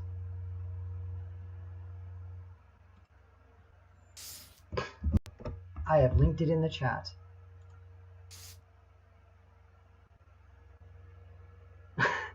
I like the last two stories I wrote. FIO, All the Time in the World, a horror tragedy story, and You're Welcome, Internet, romantic adventure comedy. It's me. I like how also like one of them has 86 upvotes to 8 downvotes, so more than a 10-to-1 upvote ratio, and the other one has 4 downvotes and only 3 upvotes. A swing and a miss. It's great to write crackfic, though. Everyone should write crackfics.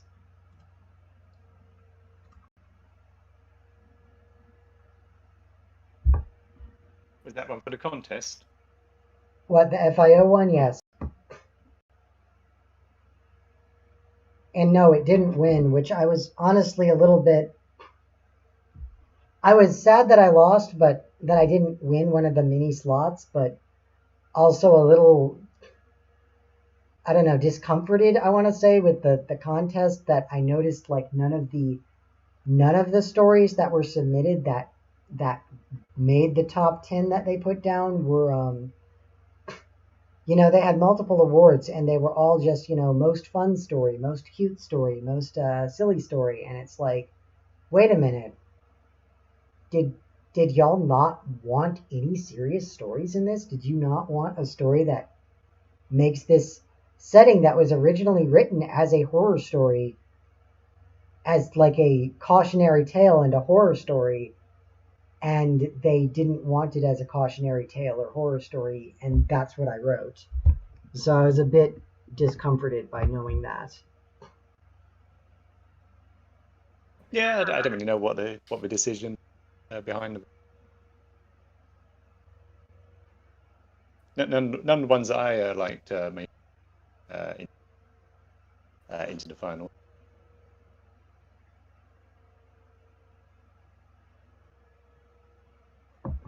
For those who don't know, I'm also a moderator on the Optimal Verse Discord server, so I talk a lot of hard sci-fi and artificial intelligence and all that. I know. I remember you from somewhere. Were you at that panel we did a few months ago for Friendship is Optimal? Yeah, and I also remember reading one of your stories. Right. That sounds like me.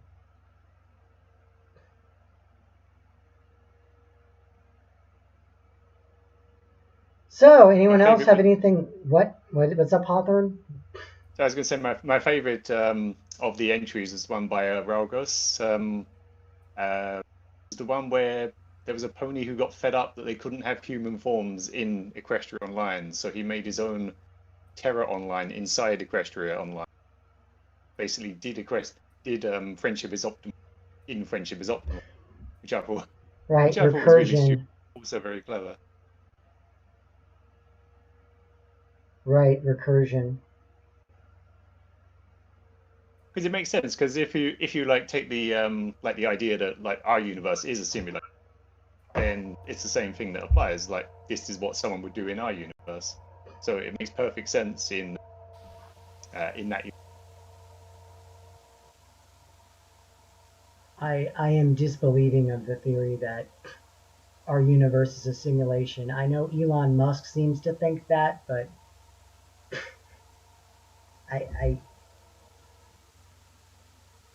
the problem is if you're living in a simulation, when you simulate something, you need to in some way keep track of all the variables in it, and in order to simulate a universe, you would need to somehow, even in a compressed form, keep track of all the variables in that universe. How do you do that if you're how do you do that if you're what's the word? Words are not coming to my face, my mouth words. I need to speak with the mouth words to make my thought words known. No, if you try to simulate a universe, how do you simulate a universe without at least, a significant fraction of a universe worth of computing power? And I've never... What? You can assume that the thing that's simulating your universe has more computing power than yours does. Yeah. And the theory is that there's an infinite number of universes going all the way down, but the problem is, no, because you have diminishing size on these universes.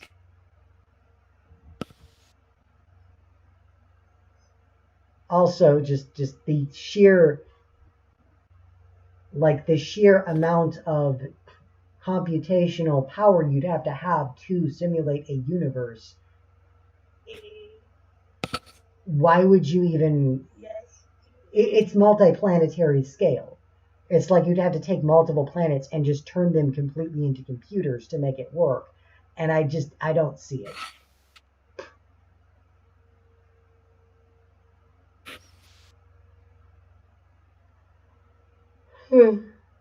Anyways.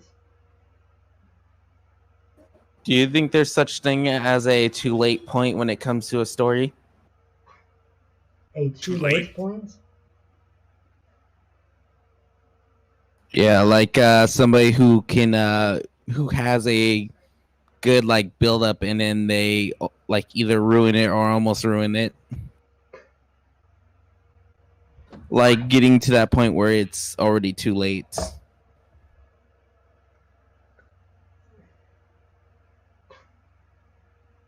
So whether or not something can be salvaged, there's a point where it can't be salvaged.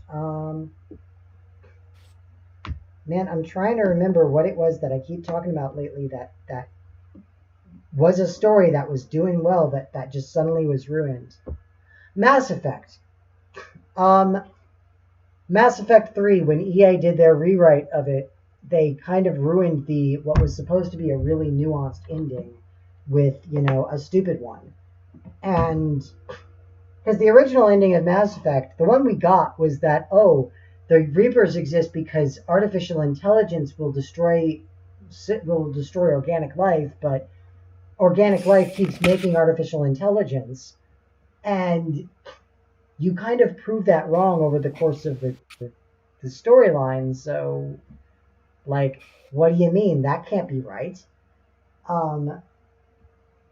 So that's a thing that happens, but the original story ended with the reason the Reapers existed was because they're faster than light travel. It was a metaphor for global warming. Their faster than light travel was actually creating a byproduct. The energy that we're using for faster than light travel is referred to as dark energy, and it was going somewhere, and in the first game they mention we don't actually know where the excess dark energy is being bled off to when we do this. And in the second game, they reveal it's being bled off into stars and causing them to collapse. And the original ending of the third game was the Reapers exist because the first civilization realized that, couldn't develop an alternate technology, and couldn't stop basically this problem of new races will build faster than light technology that destroys stars. So they said, okay, we have two options. Either we make sure that nobody is allowed to have faster than light technology for a long period of time, or we doom all the civilizations in existence, including the ones that have not gotten out of the Stone Age, to a slow death as every star in the universe goes out. And that first option won out. Don't let anyone get to this take things out of commission when they get to that point. So the Reapers are actually an act of mercy on the behalf of that first race that got faster than light travel, that got the Mass Effect technology to destroy the they destroyed civilization. They destroy the interstellar civilizations periodically so that new ones, and they catalog and remember everything that they destroy so that there's a record of them that can live for eternity, even though the everything else is going to be destroyed because they need to make way for other civilizations that actually have a future, because the civilizations that have hit that point don't. And the idea was that the perfect ending that you could potentially get was that you find a way to fix this cycle of civilizations running into this dead end. And the other two options were let the Reapers do their thing, or figure out a way to not let the Reapers do their thing and doom the galaxy to this slow death. But it was this really interesting, like, downer ending that they were going to do that, you know, hey, that would have really tied up the series in a way that would have made people really upset. But no one would have said, that's bad writing. They would have said, that wasn't what I expected, and wow, that's a horror story right there.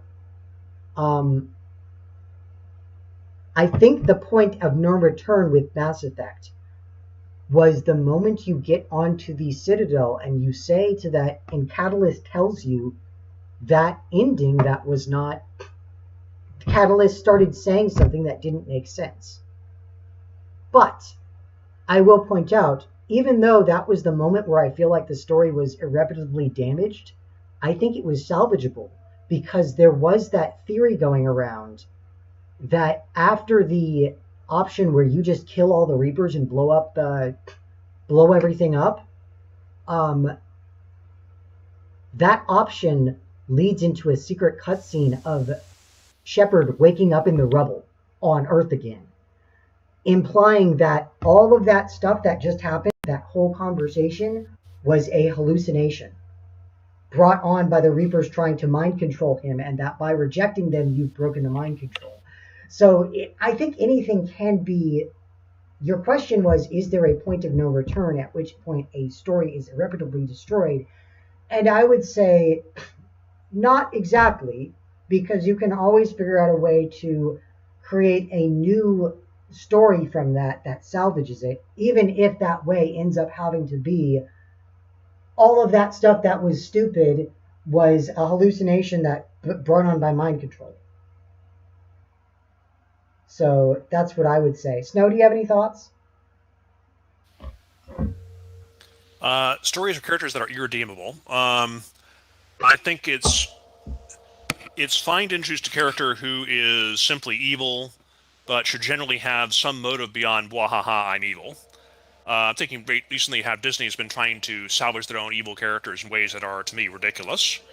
But I try to have villains who are hostile for reasons other than simply being evil, Right. but they can still be people who might be sympathetic in some way. And on the other hand, you could have characters who are sympathetic, but they're never going to see eye to eye with the hero, and it's not really possible to redeem them or become friends with them after all. You could get a story out of exploring, is there a way for a character to find out whether there is any possibility of friendship, or are you going to reach some point where there is some ideological difference and you can't possibly get over that? That could be an interesting source of conflict. Speaking of Disney, I do want to point out, like, I felt like the Maleficent movie, I really liked those movies, by the way. But one of the things that I really liked in Maleficent was that it works. Because in the original movie, it's been pointed out multiple times, you know, they portray her as being all these bad things, but, you know, this is from their perspective.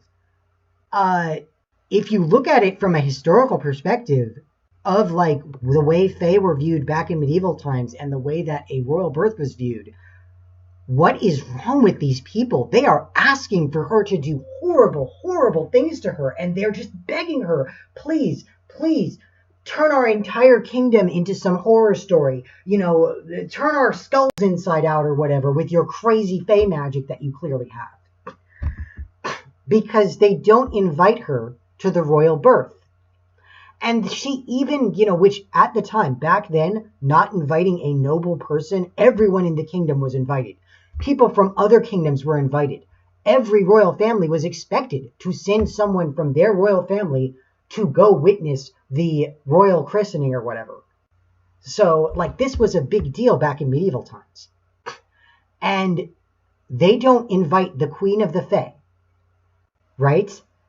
This incredibly powerful, scary figure. She shows up and says, oh, I guess my invite was lost in the mail, right? Because you wouldn't dream of insulting me, would you? I'm perfectly happy to come by and see this baby and give my own gift because I am invited, right? And they're like, no, you weren't invited. Oh, that's strange. Why am I not invited to the royal birth? And they start insulting her, and she's like, okay, I'm going to give a gift now. And they're like, crap. That was not what we intended to do. What now she's going to curse us. And if you look, the supposedly good fairies, all that Maleficent does is say, okay, fine, you're going to shun me like this at the christening of a baby that I was going to be perfectly fine with? Fine, she dies. And it's the good fairies, the so-called good fairies, that are like, oh no, she falls into a sleep. And then when it happens, they're like, oh, I guess we'll put the rest of the kingdom to sleep now too. And like looking at that, it's like, wait a minute. Who's the good guys here and who's the bad guys? Because just because the princess is asleep doesn't mean you have to bury the rest of the kingdom forever and like for however long they're going to do it. Just because the princess is asleep, that's crazy. So like Maleficent is very easy to make the good guy. And that's some world building right there. That Maleficent is easy to make the good guy and can make a good spin-off. Same with Gaston. If they did a Gaston movie, it's very easy to paint him as the good guy because at the time, everyone around him was saying, no, you're the hero of this story. Go kill that crazy beast that's terrorizing the countryside and kidnapping people. You know, it makes perfect sense why he's doing what he's doing. You know, Belle just has Stockholm Syndrome. There's a lot of crazy stuff going on in that story. But I forget what the other one, like you can't really make Ursula a redeemable character. I mean, you can make her sympathetic, but you can't really redeem her for all the stuff she does. Because she takes delight in just being horrible to people. You know, you can't necessarily redeem... Scar is perhaps redeemable because if he wasn't so insane. But yeah, anyway, I went off on a tangent when I meant to say, you know, oh, it's interesting that stuff happens. Hawthorne, what do you think?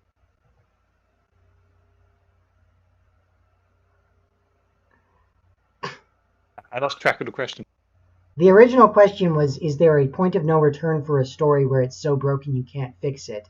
And then we kind of tangented off at some point into settings in general and the idea of rewriting something. Is there a point of no return, you think? I think any story can be fixed after it's broken. It's just what you have to do to fix it might not be worth it. Like, for example, pulling the "it was all just a dream" trick is like probably just as unsatisfying as whatever broke it in the first place. Some stories are just crap, and it's really hard to, like, if a story is crap, you're not going to be able to fix it. It's just, there's no point in fixing a story that was crap to begin with, because then you're just creating an entirely new story, and you shouldn't bother with it. Meanwhile, we were asked about Amphibia earlier, and I noticed they're streaming Amphibia right now. But don't everyone rush out of the chat at once. What's Amphibia? It's a Disney cartoon about this girl goes to she's an exchange student in a universe controlled by frogs.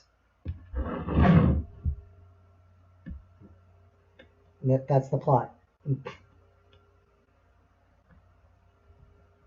It's kind of like Star Versus, but with frogs.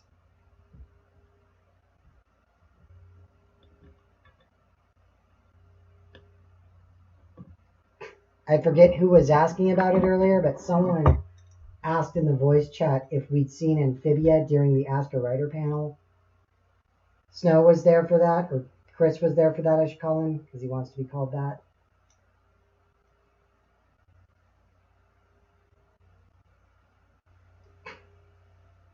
You know, Snow, that's the problem with changing your name, is everyone still wants to call you Snow. It's fine. I know of the cartoon, but I know nothing about it, so I can't really say. Okay. Well, it's being streamed right now, but let's not rush out of here.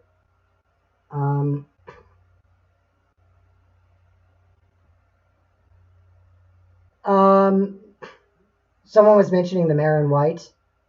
The Mare in White is a good example of the subtle world building as story, because the whole buildup is, you know, Twilight thinks ghosts don't exist. Twilight finds a real ghost. Now Twilight has to investigate, what the heck is this ghost? Why does it exist? What is it?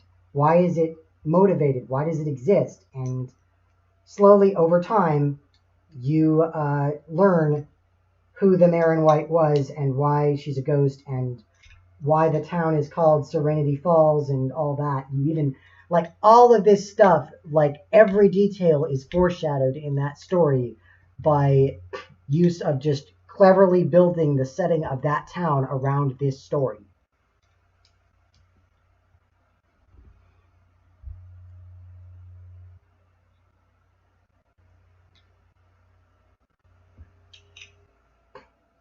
And that's an example of bottom-up world building, where you build the setting around the story you're trying to tell, rather than building the setting and then telling the stories within it.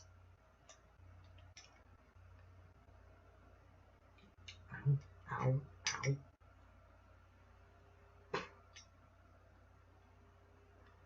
So do we have anything else we want to talk about in here, in this room, that we have for another 30 minutes?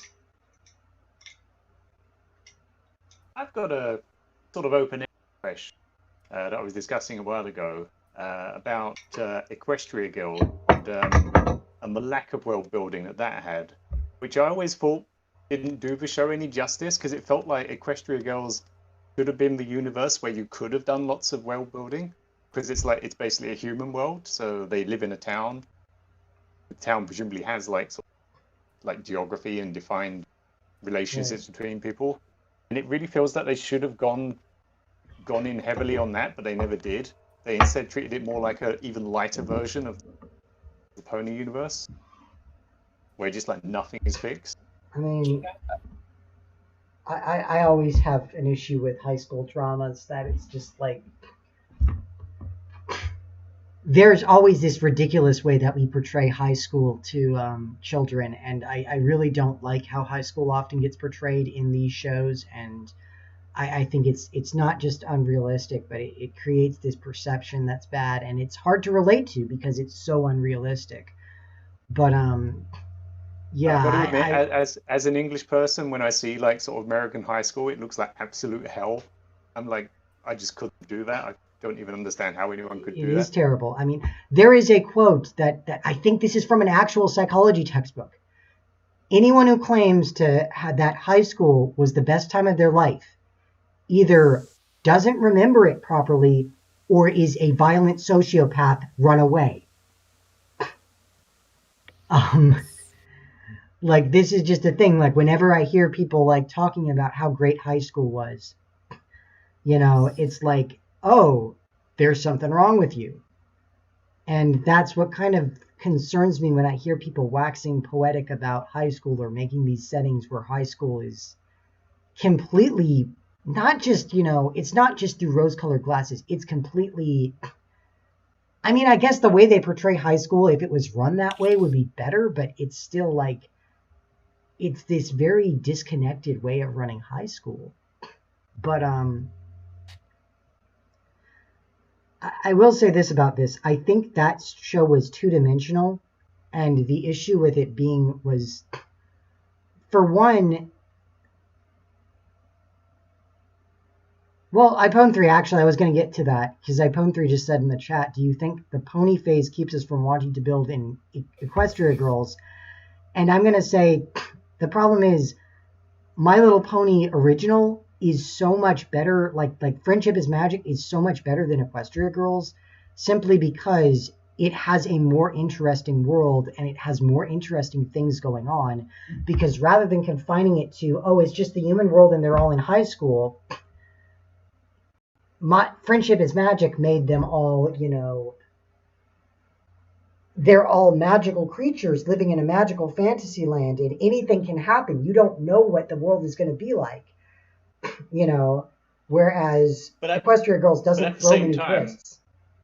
At the same time, though, I feel like you have a sort of more consistent handle on like how the pony world works compared to the Equestria Girls world, because they don't like go into any kind of detail about like, say, what a day is like in the Girls world. I think you're supposed to just assume. Yeah, and I just think that was a really big missed opportunity, because I would actually like to see what is it like living sort of like in this society that's like just next to the pony.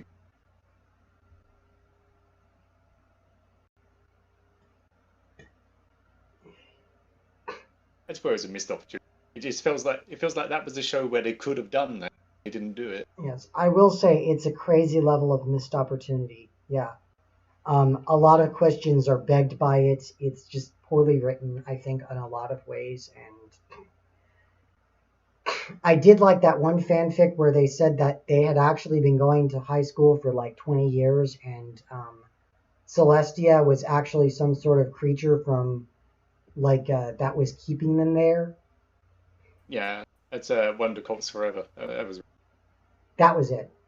We had the writer of that in one of these Ask a Writer panels at some point. I don't remember who it was, though. Epsilon Delta. Epsilon Delta, that's right. Epsilon Delta couldn't make this convention, but Epsilon Delta is in the group for these.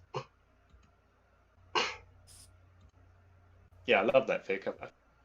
That was a really uncomfortable fic, because it's like you're not supposed to be like sympathizing with Sunset or wanting like, well, not Sunset, right? You're not supposed to be sort of like sympathizing who are trapped in this world, but they make it sound just so like heavenly.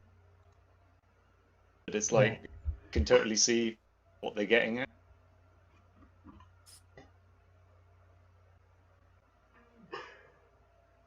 Yeah, what I Pony said, it's My Little Pony is be what you want, and Equestria Girls is be who you are.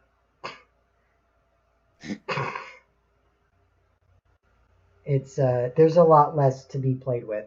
I will say that there is a lot of but there's also, you're right, there's a lot of missed opportunities for them to actually do something interesting with it, but they're too busy being, the dumb stereotypical high school drama cartoon for them to do anything with it. Also, keep in mind, though, there is not anywhere near as many hours of Equestria Girls as there is of My Little Pony.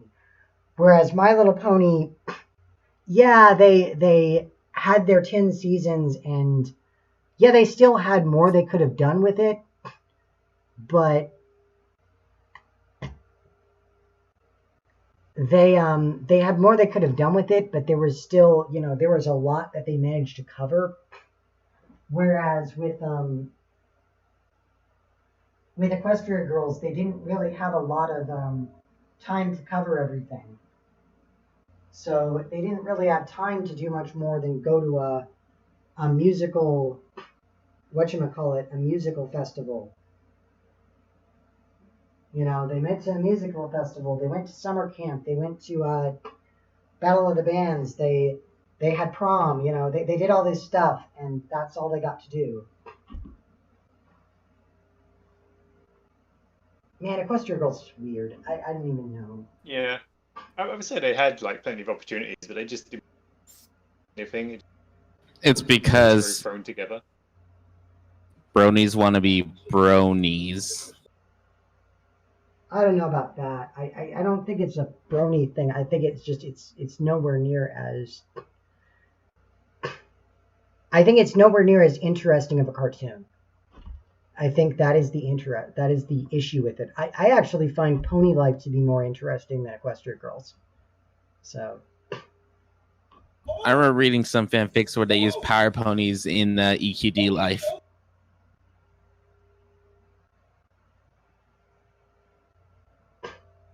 Those Alright, have well, ponies in the Equestria Girls universe. what were you gonna say, Snow? I'm out of energy here. I think I need to get going for the moment. Thank you all. Okay, well we only have like 20 minutes left. But if you want to leave, do you have any final thoughts that you want to part with us on? Nope, I think I pretty much wrapped it up. All right, well thanks for being here. Goodbye, Snow. We will see you Thanks, around. everyone. Yep, bye. To reiterate something I said at the last one of these, everyone here has, you know, an Equestria, a FemFiction page, but not just that. A lot of us have Patreons. A lot of us have, Subscribe Stars, Twitter. Some of us, like me and Snow, have published work. And it's worth, like me and Snow, have published work. So it's worth looking us up. You know, if you like the people you're seeing at these panels, you know, feel free to look us up, because we all do things.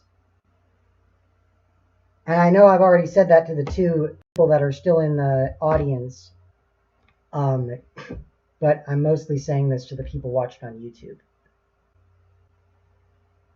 Anyway, nobody has to bother talking in text anymore. Let's just talk in the chat, because I think at this point we are still on stream, but you know, it doesn't really matter that much at this point, because you know, it's just me and Hawthorne. There's just 4 of us. Let's just keep having a conversation if we want.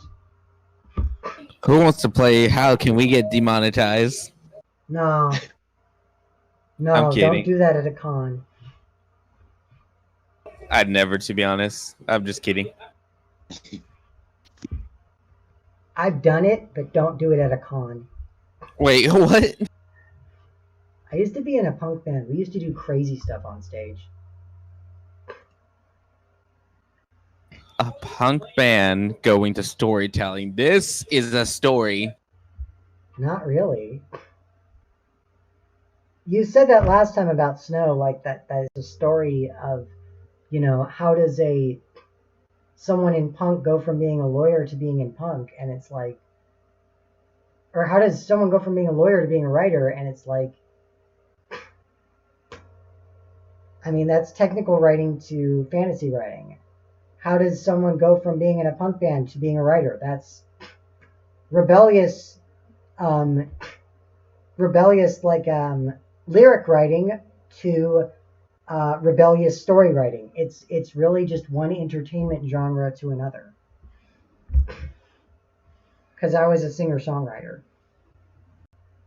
I think it's just that musicians are very creative people, so Yeah, it's that's fun now. it. Ouch. And it really depends.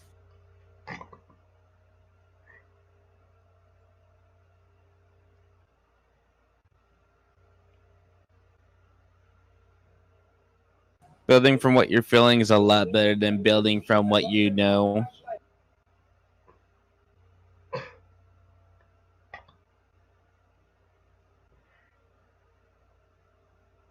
Anyways.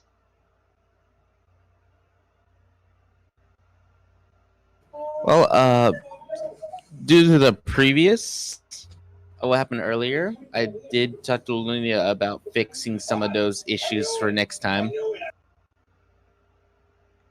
Oh yeah, you guys upset Fiara pretty badly for a moment there. The first time, like I said, it was because the time zones were definitely different, and the second time is because this is his first online convention. Yeah, I got confused. Like the last panel, actually, I an hour early, I started saying, "Oh, we're out of time. I guess we're gonna wrap it up and go." And then, suddenly they're telling me, "No, you got another hour. You got another hour." I'm like, "What? What? How do we have another hour?" And it's like, it's because I had thought that we were not good to go, but we were good to go. Anyways, no, it's because I had misdone the calculation of how much time was between the time zones. But Yeah. Those are my. No online convention is perfect.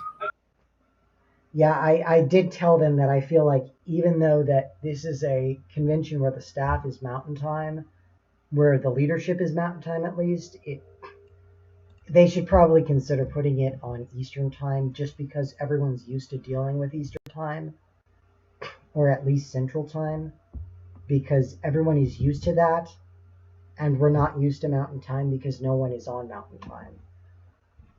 Of the people here, I would say that the majority are Eastern Time, second most are Pacific Time, third most are Central Time, fourth most are European Time, and fifth most are Mountain Time because nobody lives in the Mountain Time Zone.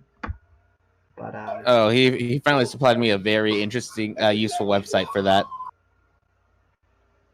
Yeah, I've seen it. Yeah, there could have been better sort of indications of the time zones because I don't think like putting a link to a time zone converter is enough. Those are quite complicated. Like for example, I think Mountain is in summertime and yeah, an online con could do better with Eastern or GMT. And also, I was just putting that message out there too, just in case while new people were coming in, so they didn't make the same mistake. Right. I mean, I will mention that the con is almost over. So. Yeah, I just.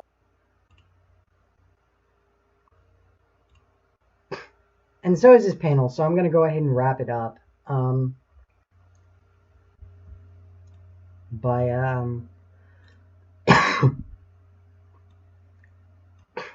But yeah, the Marin White was probably one of the randomest ones I read, and I actually liked. That one was written in a total rush on like Halloween, like in the few days before Halloween. I did like a chapter a day, trying to get it out by Halloween, because I wanted to have a Halloween story. And I read it at my birthday party. Or no, not my birthday party. I read it at my Halloween party that I did. I sometimes get confused because I do Halloween parties on my birthday because my birthday is in April. Anyways, Hawthorne, do you have any last minute thoughts, any parting thoughts for everyone? No, not really. I'd just like to say thanks for inviting me on. I didn't expect that. Yeah, I sent you the link to the Discord group where we're planning out future events. It's all experienced writers, and we do writing panels for cons. I don't know why I'm here then. If you're looking for experienced writers. Anyways. So that concludes Worldbuilding 101. Next up on the LooneyCon schedule. So the writing panels will be back tomorrow in the morning. Once again at the 12 Eastern Standard Time, 12 o'clock Eastern US time. We will be doing Creating Compelling Characters. Right? So for the rest of the night, the next thing coming up is Jackbox with Lee Tokar. Right? his name is misspelled on the thing. But the next thing we're doing is Jackbox with Lee Tokar, the celebrity voice actor for this con. And so we're going to be playing a game of Jackbox, and he's going to be playing it with us, I guess. Then after that is How to Be a Cinnamon Roll, which I have no idea what it is. I'm scared. Where can people watch this Jackbox? Because the link is to the Discord. Is it on the Discord? Yes, it'll all be on the Discord. Everything will be on the Discord. Okay. If I was about to say, if people are watching from the stream, then you better be getting on the Discord so you can hang out with us. But nobody's watching on the stream that isn't on the Discord right now, I don't think. But that's the great thing about the Discord is if you join the Discord for an online con, you get to interact with what's going on live. It's great. It's super fun. You guys get to come and hang out with us in the voice chat. It's awesome. Anyway, so next thing we're doing is Jackbox with Lee Tokar. So I'm definitely going to be attending that myself. Then in 2 hours, there's going to be a panel called How to Be a Cinnamon Roll. I don't know what that is. There's no description of it. I don't even know who's doing it. And after that, we will have the performance of Drumstick Pony, followed by iPhone 3, right here. Are you excited, iPhone 3?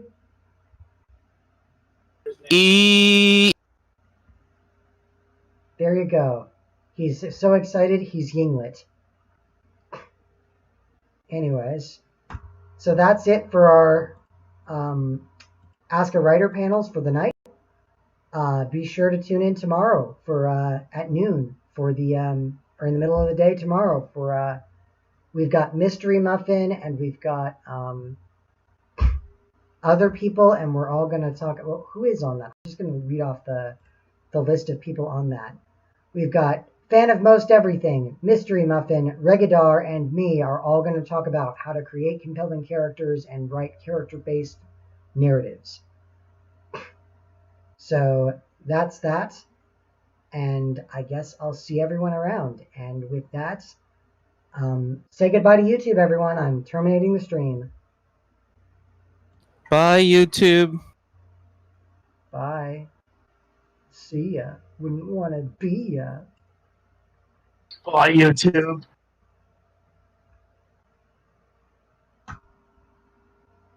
And we're off.